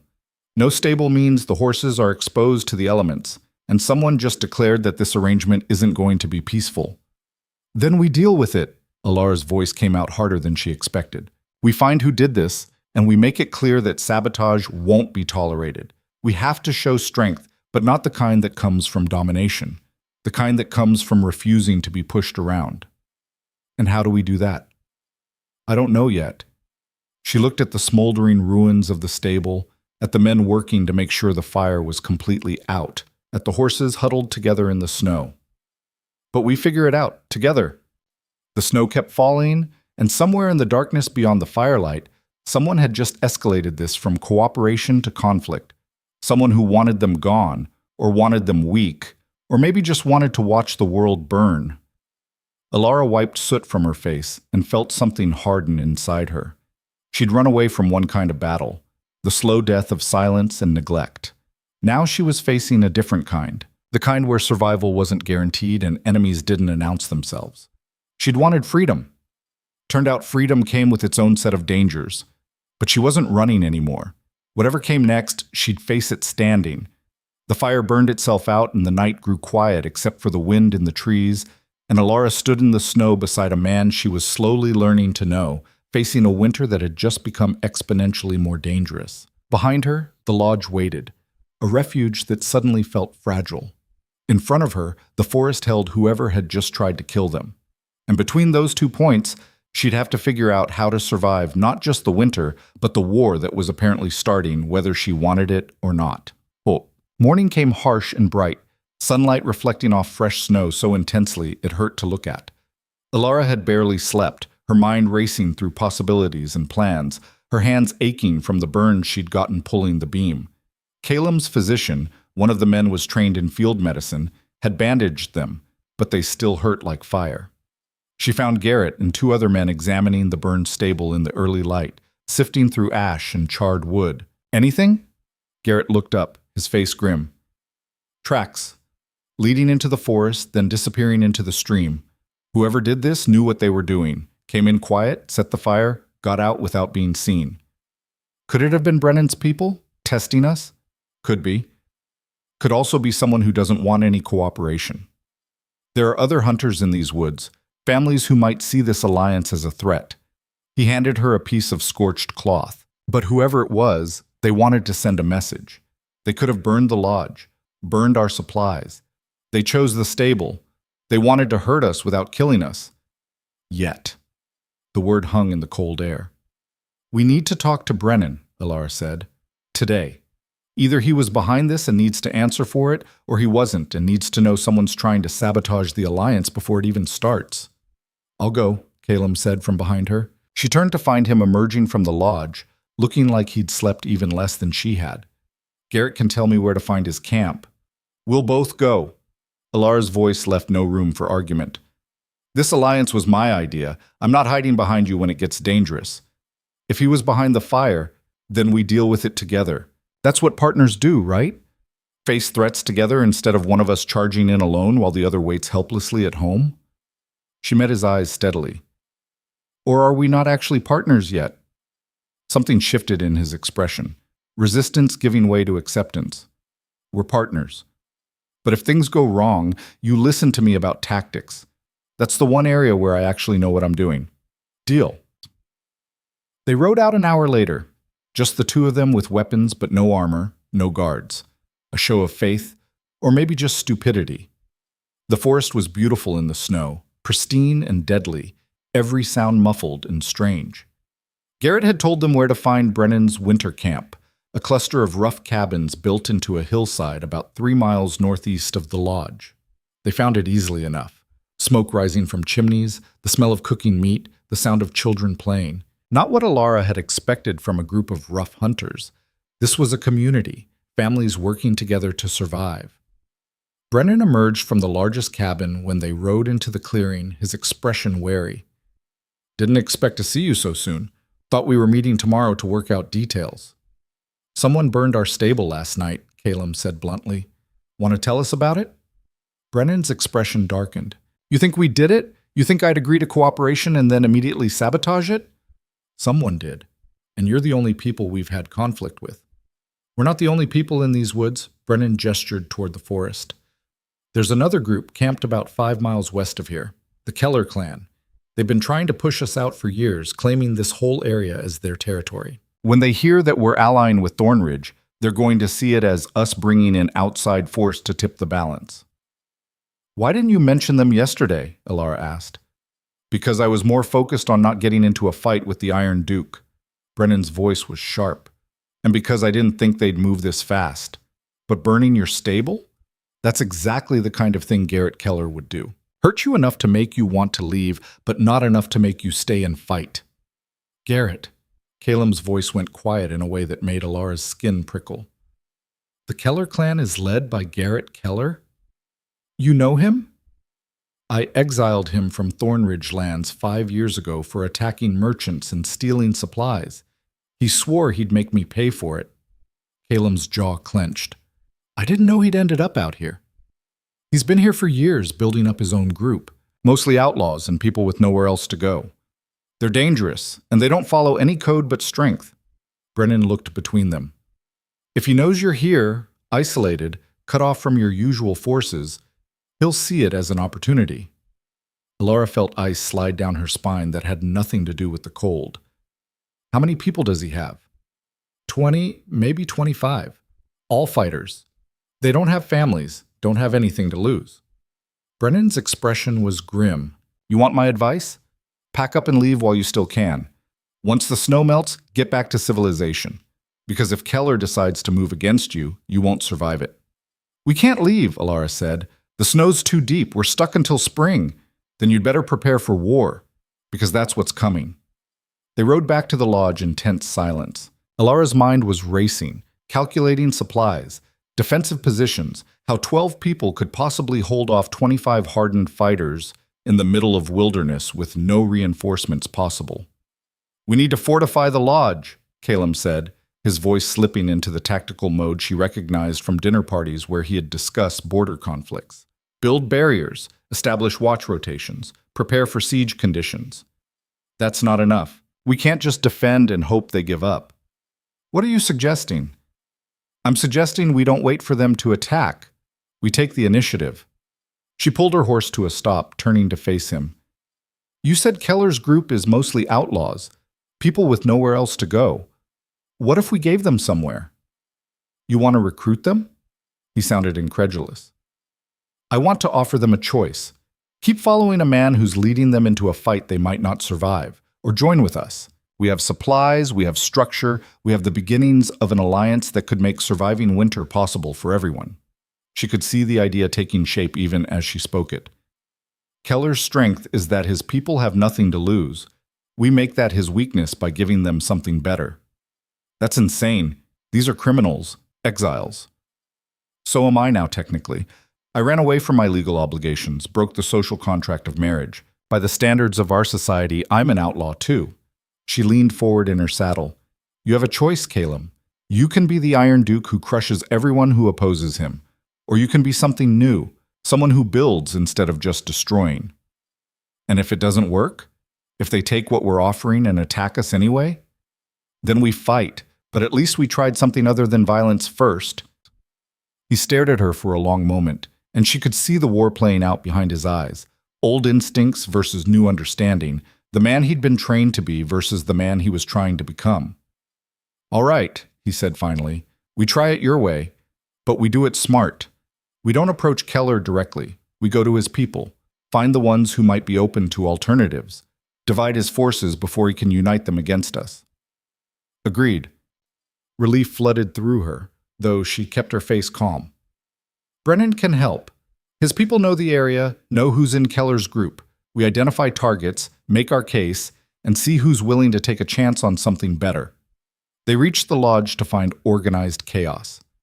In the few hours they'd been gone, Calum's men had started building a defensive perimeter, dragging logs to create barriers, clearing sightlines. Practical, efficient, preparing for the fight they thought was inevitable. Stop! Calum called out. The men froze, turning to look at him with confusion. We're not building a fortress. Not yet, anyway. We're trying something different first. He explained the plan. Alara watched his men's faces shift from confusion to skepticism to cautious interest. These were soldiers, trained to follow orders, but they'd also been living out here for weeks now. They'd seen that survival required more than just military discipline. You're asking us to trust outlaws, said one of the older men, a veteran named Thomas, people who'd gut us for our supplies if they thought they could get away with it. I'm asking you to give people a choice before assuming the worst of them, Calum replied. Some of them will choose violence, some won't. We find the ones who won't, and we build from there. And if the Duke's wife is wrong, Thomas's voice was carefully neutral. If this plan gets us all killed, then I take responsibility for it, Calum said firmly. But she hasn't been wrong yet. About the supplies, about the cooperation with Brennan, about any of it. So I'm choosing to trust her judgment." The words hung in the cold air. Alara felt their weight, felt what they meant. He wasn't just saying he trusted her plan. He was saying he trusted her, publicly, in front of his men, giving her authority that she'd never had before. "All right then," Thomas said finally. "We do it the Duchess's way." Over the next 3 days, they put the plan into motion. Brennan helped identify members of Keller's group who might be persuaded, people who joined out of desperation rather than loyalty, people with families they were trying to protect, people who were tired of living hand to mouth with no future beyond the next raid. Small groups went out, 2 or 3 people at a time, finding these outlaws in the forest and making their pitch. Not everyone listened. Some threatened violence, some laughed in their faces, but some, enough, were intrigued by the idea of structure, of cooperation, of something resembling stability. By the end of the week, 6 of Keller's people had defected. 6 people who brought information about Keller's plans, about his weaknesses, about the growing dissatisfaction in his ranks. And then Keller himself showed up. Alara was hauling water from the stream, her hands still aching from the burns, when she heard horses. Too many horses. She dropped the buckets and ran back to the lodge, shouting warnings. By the time she reached the clearing, Keller and a dozen armed men had already arrived. Garrett Keller looked like violence given human form, tall, scarred, with eyes that held no warmth, no mercy. He sat his horse like a man who'd learned to fight before he learned to walk. Well, well, the runaway Duchess and her reformed Duke, playing house in the woods. His voice carried across the clearing, mocking. "I've been hearing interesting stories about you two, about how you're trying to build some kind of alliance out here, trying to change the way things work." "We're trying to survive winter," Alara said, stepping forward despite Caleb's hand on her arm trying to hold her back. "That's all, everyone working together so we all make it to spring." "That's not all. You've been poaching my people, offering them food and safety if they abandon me. That's an act of war, Duchess. They chose to leave. We gave them options. That's not the same as stealing." "It is to me." Keller dismounted, his men following suit. "See? I've built something out here. A group that listens to me, that follows my lead. And you're destroying it with your pretty words about cooperation and working together. Can't have that." "What do you want?" Caleb's voice was hard, controlled. "I want you gone. I want you to pack up and leave the second the snow melts. This is my territory, and I don't share." Keller smiled, and it was the most dangerous expression Alara had ever seen. "But I'm a reasonable man. I'll give you a choice. You can try to stay, and we can settle this with blood. Or you can acknowledge that you don't belong here and agree to leave in spring. And if we refuse both options, then people die. Starting tonight." Keller remounted his horse. "You've got until sunset to decide. After that, anyone outside the lodge is fair game. We'll pick you off one by one until you're too weak to resist, and then we'll take everything you have." He rode off with his men, leaving them standing in the snow with a deadline and impossible choices. "We fight," Caleb said immediately. "We fortify, we prepare, and we hold them off until spring." "We can't." Alara's voice was quiet but firm. "We're outnumbered, outmatched. Half his people are professional fighters. We'd lose." "So what? We just leave? Give up everything we've built here?" "No. We call his bluff." Everyone turned to stare at her. "He doesn't actually want to fight us," she continued, working through the logic even as she spoke. "If he did, he'd have attacked already. He's trying to scare us into leaving because attacking would cost him people he can't afford to lose. Even if he wins, he'd be weakened, vulnerable. So we stay and dare him to follow through?" Caleb shook his head. "That's incredibly risky. Everything we've done has been risky. Running away was risky. Staying here was risky. Building alliances was risky. And it's all worked so far." She met his eyes. "Trust me. One more time. Trust that I understand this situation. It's not about trust. It's about keeping you safe.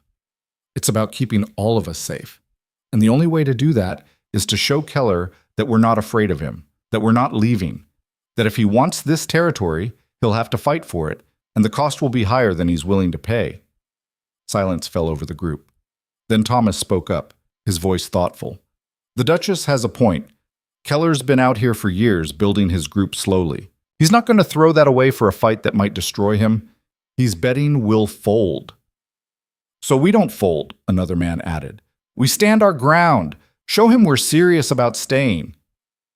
Alara saw the moment Calum made his decision, saw him let go of the need to control everything, to have all the answers, saw him choose to trust her judgment, even though every instinct he had was screaming at him to take charge and handle it his way. All right, he said, we stay. But we prepare for the possibility that I'm wrong and you're right. We fortify anyway. We establish watches. We make sure we're ready if he decides to call our bluff.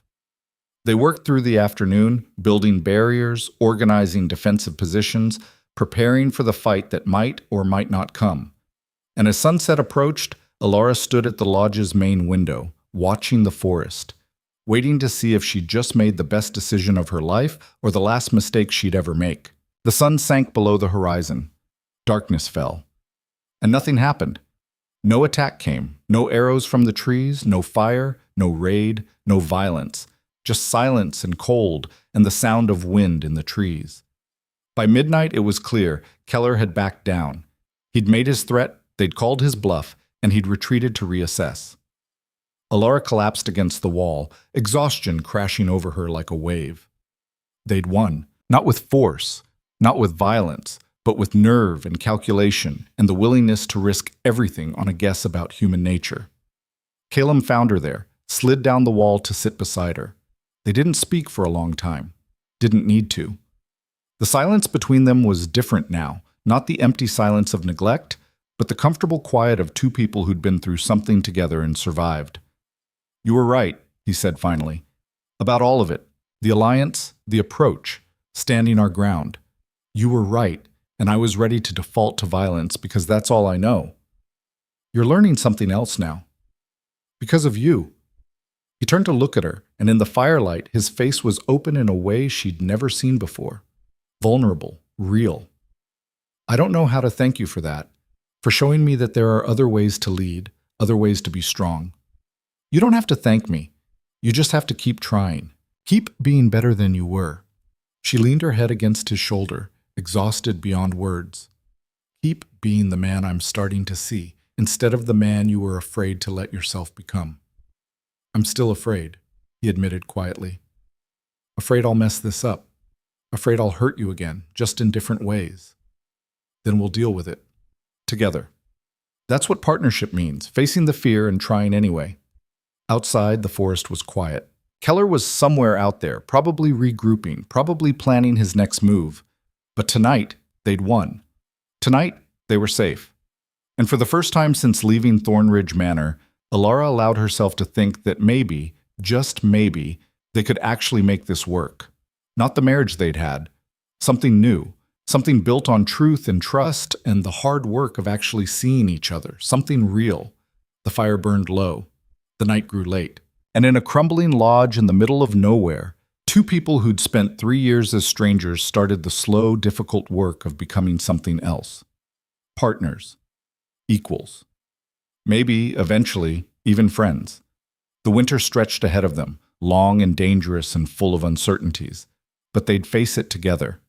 And that, Alara thought, as exhaustion finally pulled her toward sleep, made all the difference. Winter tightened its grip over the next 2 weeks, temperatures dropping so low that water froze in the buckets overnight and breath came out in clouds thick enough to obscure vision. But inside the lodge and the surrounding camp, something else was happening, something that had nothing to do with weather and everything to do with the fragile alliance taking root in frozen ground.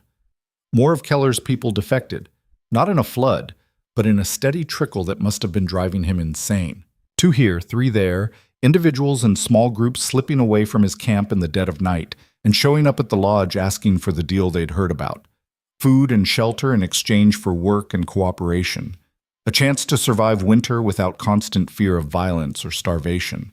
Alara interviewed each one personally, sitting across from rough men and women who looked at her with suspicion and desperate hope in equal measure. She asked questions Calum never would have thought to ask, not about their fighting skills or their loyalty, but about their lives before they ended up following Keller, about what they needed, what they feared, what they wanted beyond just making it to spring. I can cook, said a woman named Sarah, her hands work-roughened and scarred. Used to work in a tavern before. Well, before things went bad. I can make supplies stretch, make meals that'll keep people strong through winter. We need that, Alara said. Our cook is competent but not creative. You'll work with him, teach him what you know. In exchange, you get shelter, food, and safety. But you follow the rules here. No stealing, no violence against anyone in the Alliance, and you contribute fairly to the work. That's it? That's all you want? That's all. Alara met her eyes steadily. We're trying to build something different here, something that doesn't run on fear and domination. It won't always work perfectly, and we'll make mistakes, but we're trying. The question is whether you're willing to try with us. Sarah had signed on. So had a hunter named Marcus, who knew the forest better than anyone and could track game through conditions that would stymie lesser hunters. So had a young man named Peter, who was good with his hands and could repair anything from broken tools to damaged structures. One by one, they came, and one by one, Alara found places for them in the growing community. Calum watched her work with something that looked like awe. "You're better at this than I ever was," he said one night after she'd finished negotiating with a particularly difficult defector. "At seeing people, understanding what they need. I would have just assessed their skills and assigned them roles. That's management. This is leadership." She rubbed her tired eyes. Management is about efficiency. Leadership is about giving people a reason to follow that goes beyond just survival. Teach me. What?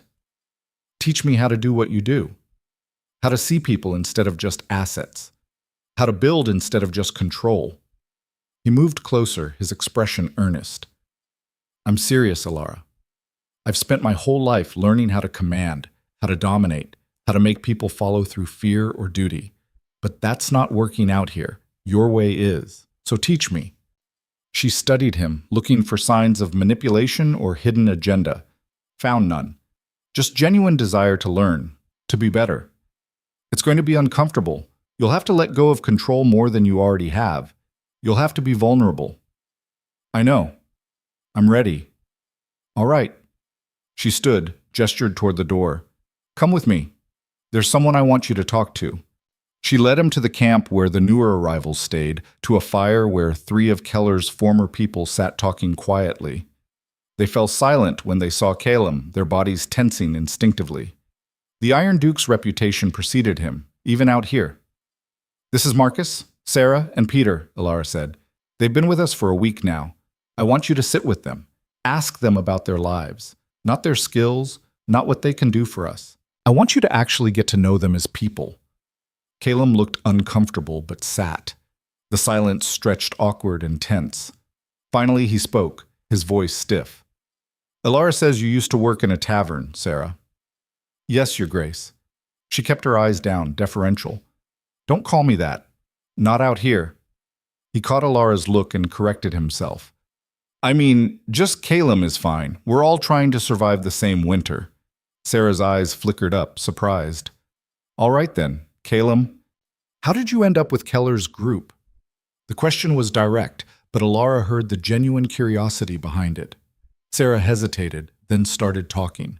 About the tavern that had burned down, about the debts she couldn't pay, about being labeled a criminal for stealing food to survive and having nowhere else to go, about how Keller had offered protection in exchange for loyalty, and how that protection had come with a price she'd been paying for 2 years.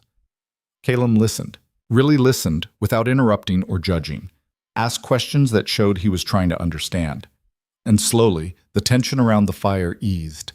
Marcus shared his story, a hunter who'd accidentally killed a lord's prized deer and been exiled rather than hanged.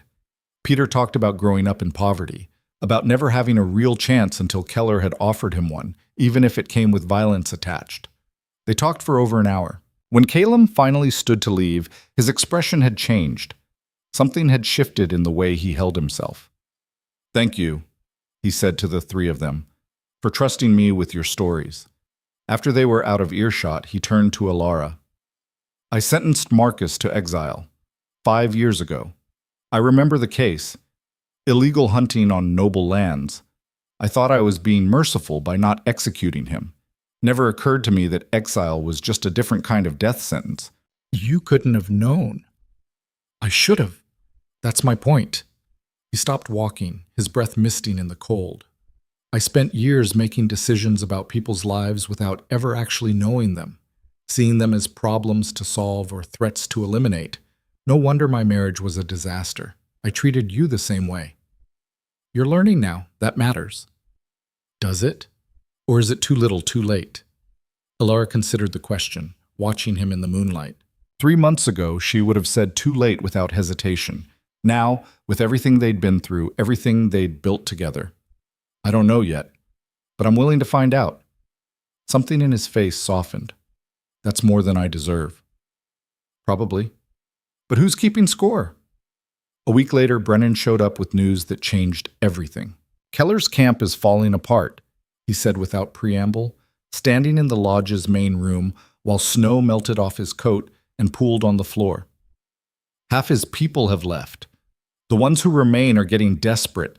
He's been making threats, talking about a final assault on the lodge before spring. How many does he have left? Calum asked, already shifting into tactical mode. Maybe 10, 12 at most, but they're the hardcore. The ones who actually believe in his way of doing things or have nowhere else to go, even if they wanted to leave. So he's more dangerous now than when he was strong. Alara saw it clearly. Desperate people take desperate risks. Exactly. Brennan looked between them. I'm not saying you should attack first, but you need to be ready. He's going to come for you, and he's going to come hard. After Brennan left, they held a council, not just Calum and his original men, but representatives from all the groups that now made up their alliance. Sarah, Marcus, Peter, 3 of Brennan's hunters. Even some of the families who'd been living on the margins and had joined when they saw something resembling stability taking shape. It was crowded in the lodge's main room, too many bodies generating too much heat, making the air thick and close. But Alara felt something shift as she looked around at all these different people who'd somehow become a community. Keller's going to attack, Calum said bluntly. The question is what we do about it. We can fortify and wait for him to come to us. We can try to negotiate one more time. Or we can take the fight to him before he's ready. Or we can do something none of those, Alara said. Everyone turned to look at her. We can offer him what we've offered everyone else. A place here, if he's willing to follow the same rules as everyone else. The room erupted. Half the people thought she was insane. The other half just thought she was naive. He burned our stable, Thomas's voice cut through the noise. He threatened to pick us off one by one, and you want to welcome him in? I want to give him a choice. Alara stood, commanding attention through calm rather than volume. Yes, he did those things. And if he refuses, if he chooses violence, then we defend ourselves with everything we have. But what if he's like everyone else who came here? What if he's just someone who built his identity around strength because he thought that was the only way to survive? He's not like everyone else, Marcus said quietly. I lived in his camp for a year. The man is cruel for the sake of it, enjoys making people afraid. That's different from desperate. Maybe, but we won't know unless we try. She looked at Calum, knowing this had to be his decision as much as hers. What do you think? He was quiet for a long moment, clearly weighing options. I think it's risky. I think there's a good chance he'll reject the offer and use it as an opportunity to attack. But I also think Alara's been right about everything else, and I'm tired of defaulting to violence without trying other options first. So we send an envoy, said one of Brennan's hunters. Someone to deliver the offer. But who? Keller's not going to listen to just anyone. I'll go, Alara said. Absolutely not. Calum's response was immediate and sharp. It has to be me. I'm the one who's been building this alliance, making these offers. I'm the one who has credibility with the people who've already joined. If we send someone else, it looks like I'm afraid to back up my own words. If you go and he kills you, none of this matters. Calum's voice had gone rough. I can't. We can't risk losing you. We're risking everyone if we don't try. She moved closer to him, aware of the room watching their dynamic play out. This is what partnership means, Calum. Trusting each other to take necessary risks. I trusted you to handle the tactical preparations, to know how to defend this place if negotiations fail. You need to trust me to know how to negotiate, how to read people well enough to stay safe. The silence stretched taut as wire. Then Calum nodded slowly. You go, but not alone. I'm coming with you. That defeats the purpose. You're the Iron Duke. Your presence will make him defensive. I don't care. You're not going into potential danger without backup. His expression was set, immovable. That's my line, Alara. The one thing I won't compromise on. We do this together, or we don't do it at all. She wanted to argue, but she saw the fear beneath his stubbornness, the care that was finally visible after being buried for so long. And she realized that sometimes partnership meant accepting someone else's boundaries, even when you disagreed. Together, then. They left at dawn the next morning, just the two of them on horseback, riding toward Keller's camp with nothing but words as weapons. The forest was silent around them, snow muffling sound, making everything feel suspended and unreal. If this goes wrong, Calum said quietly, I want you to run. Don't try to fight. Don't try to save me. Just run back to the lodge and let everyone know what happened. If it goes wrong, we both run. I'm not losing you either. He looked at her, something raw in his expression. When did that happen? When did you start caring whether you lost me? I don't know. Somewhere between the stable fire and watching you learn to actually see people. Somewhere between being strangers and being partners. She met his eyes.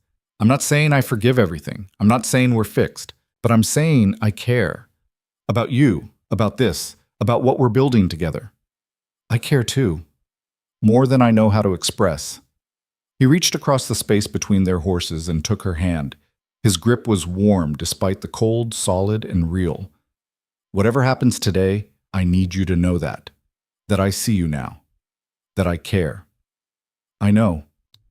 They found Keller's camp in a small valley, a handful of rough shelters clustered around a fire that was burning too bright, too hot, the kind of fire desperate people built when they were running out of fuel and trying to stay warm anyway.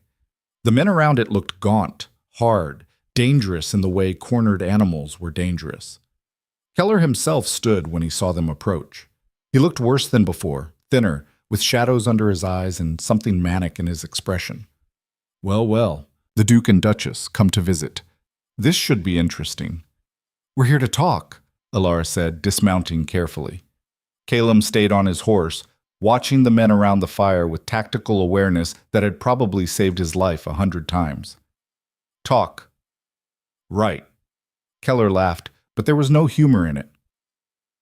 You've spent the last month stealing my people, destroying everything I built, and now you want to talk? We didn't steal anyone. They chose to leave. They chose something better. Alara kept her voice calm, reasonable, and I'm here to offer you the same choice. A choice. He spat in the snow. What choice is that? Join us. Become part of what we're building. You'd have food, shelter, safety. All you'd have to do is follow the same rules as everyone else, contribute to the work. No violence within the community. Cooperation over domination. Keller stared at her like she'd started speaking a foreign language. You want me to just give up? Admit that your way is better? Become one of your followers? Not a follower. A member. There's a difference. She took a step closer, ignoring Calum's sharp intake of breath. You built this group because you needed to survive. Needed to have people loyal to you. I understand that. But there's another way to survive that doesn't require everyone around you to be afraid. Fear is respect. Fear is what keeps people in line. No, fear is just fear. And it's exhausting, isn't it? Always having to be the strongest, the most ruthless, the one everyone's afraid of. Always worried that the moment you show weakness, someone will take everything from you. She saw something flicker in his eyes. Recognition, maybe. You don't have to live like that anymore. There's a different option. And if I refuse, if I tell you to take your offer and leave, then we defend ourselves when you attack. And we'll probably win because we have more people, better supplies, and a reason to fight that goes beyond just survival. But people will die. Maybe you, maybe some of your men, maybe some of ours. Is that really what you want? More death in a winter that's already killing people? Keller looked around at his remaining men. She followed his gaze, saw the exhaustion in their faces, the desperation. These weren't loyal followers anymore. They were people who'd run out of options and were clinging to the last thing they knew. What happens to me if I agree? Keller's voice had gone quiet, almost broken. I've done terrible things, hurt people, killed people. Your precious alliance isn't going to just forgive that. No, we won't, Alara said honestly. You'll have to face what you've done. Make amends where you can. Work to become someone different. It won't be easy and not everyone will trust you, but you'll have a chance. That's more than you have now. And him? Keller nodded toward Calum. The Iron Duke who exiled me 5 years ago? He's just going to accept having me around. Calum dismounted slowly. Alara saw the tension in his body, the way his hand hovered near his weapon. But when he spoke, his voice was measured. 5 years ago, I exiled you because you were a threat. You still are. But my wife is offering you a chance to become something else. I'm willing to honor that offer, even though every instinct I have says I shouldn't, because I've learned that sometimes the risky choice is the right one. This is insane. But Keller's voice had lost its edge. He sounded tired now, defeated. You're both insane.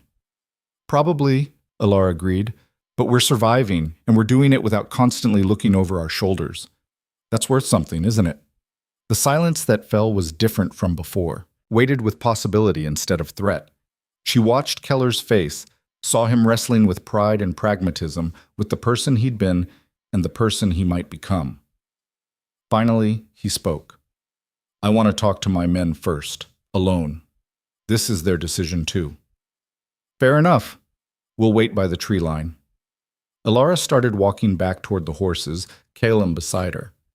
When they were out of earshot, he grabbed her arm gently. That was either brilliant or suicidal. I haven't decided which. Can it be both? She was shaking now that the confrontation was over, adrenaline draining away and leaving her weak. Did I read him right? Is he actually considering it? I think so. You showed him something he didn't expect, a way out that doesn't require him to lose everything.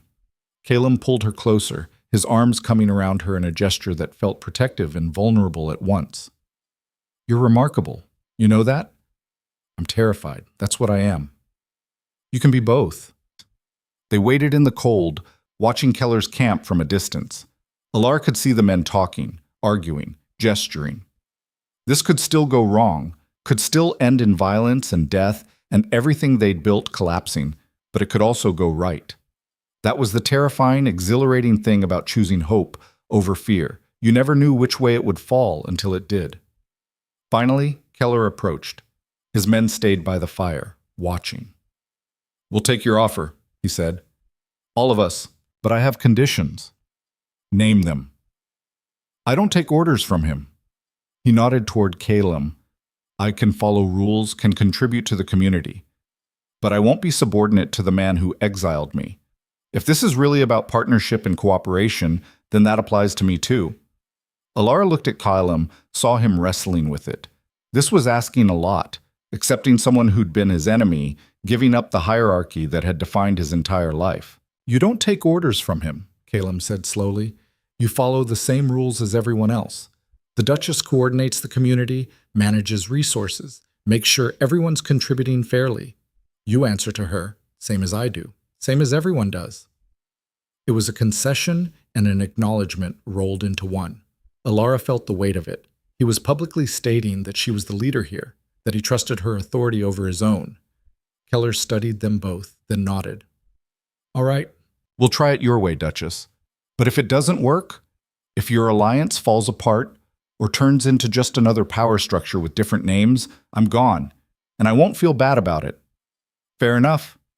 They rode back to the lodge with Keller and his men following at a distance. The entire journey, Alara kept waiting for betrayal, for the attack that would prove she'd been naive and stupid. But it never came. They just rode through the snow, a strange caravan of former enemies becoming something else. The reaction at the lodge was mixed. Some people were angry that Keller was being allowed to join. Others were cautiously optimistic. But everyone was watching to see how this would play out, whether Alara's gamble would pay off or explode in all their faces.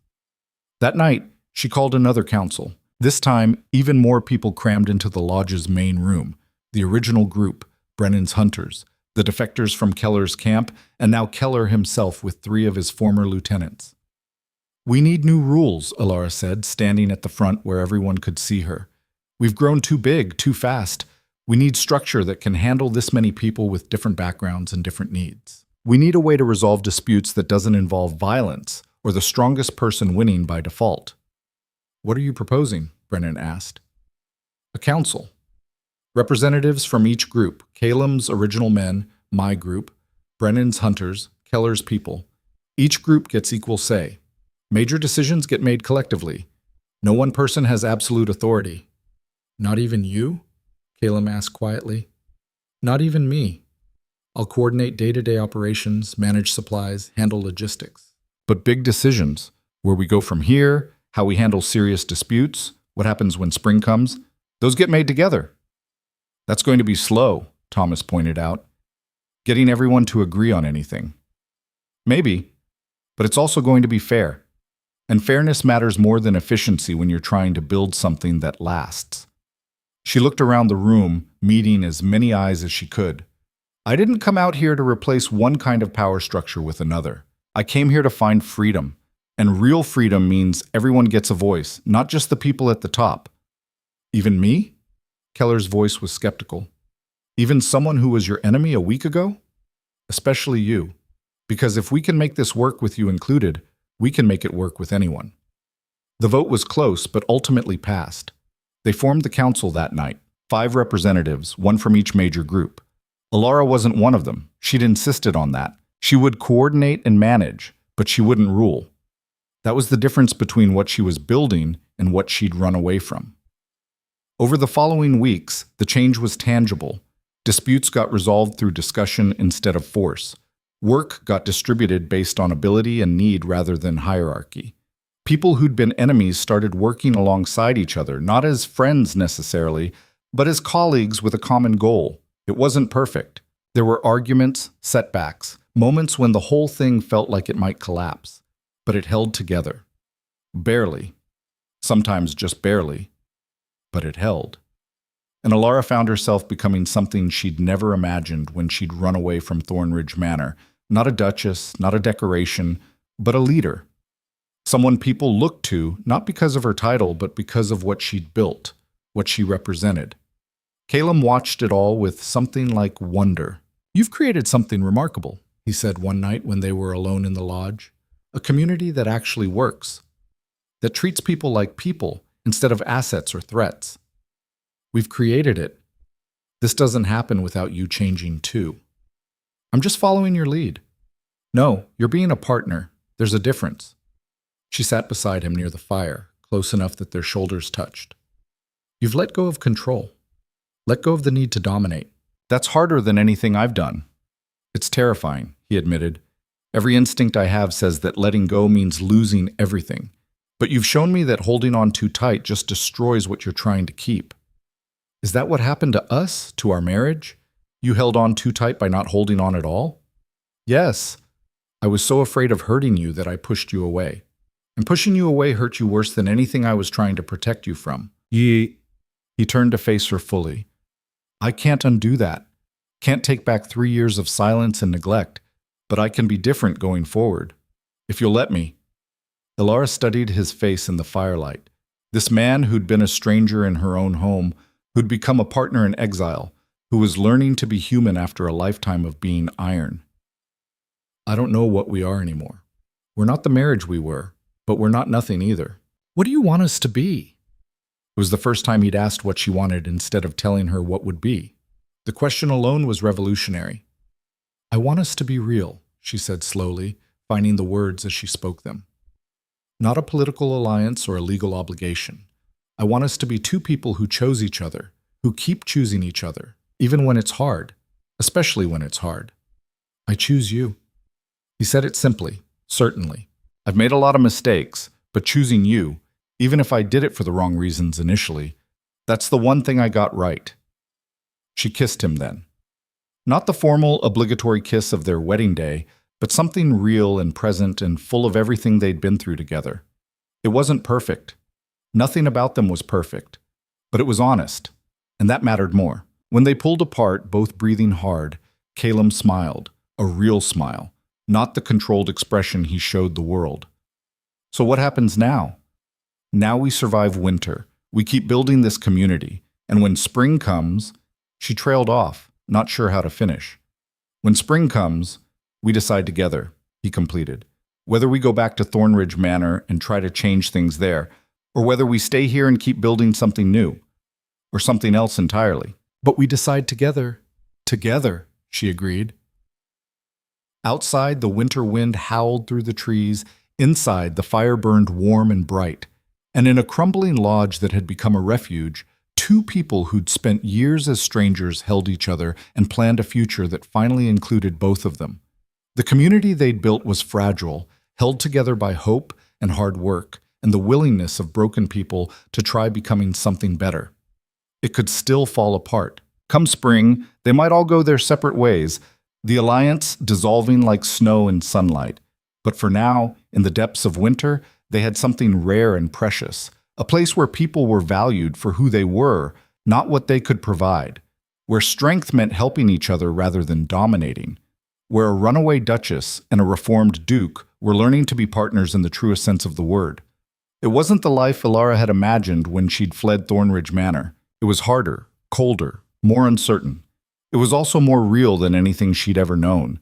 And as winter slowly, grudgingly began to loosen its grip, and the days grew incrementally longer, she allowed herself to hope that maybe, just maybe, they could carry this forward, that the community they'd built in desperation could become something permanent, something that mattered. Spring was coming, and with it, choices that would determine whether this was just a winter sanctuary or the beginning of something that could change not just their lives, but the lives of everyone who'd found refuge here. For the first time in 3 years, Elara looked toward the future with something other than dread. She looked toward it with hope. Spring arrived not with fanfare, but with the quiet drip of melting snow from the lodge's roof, a sound that started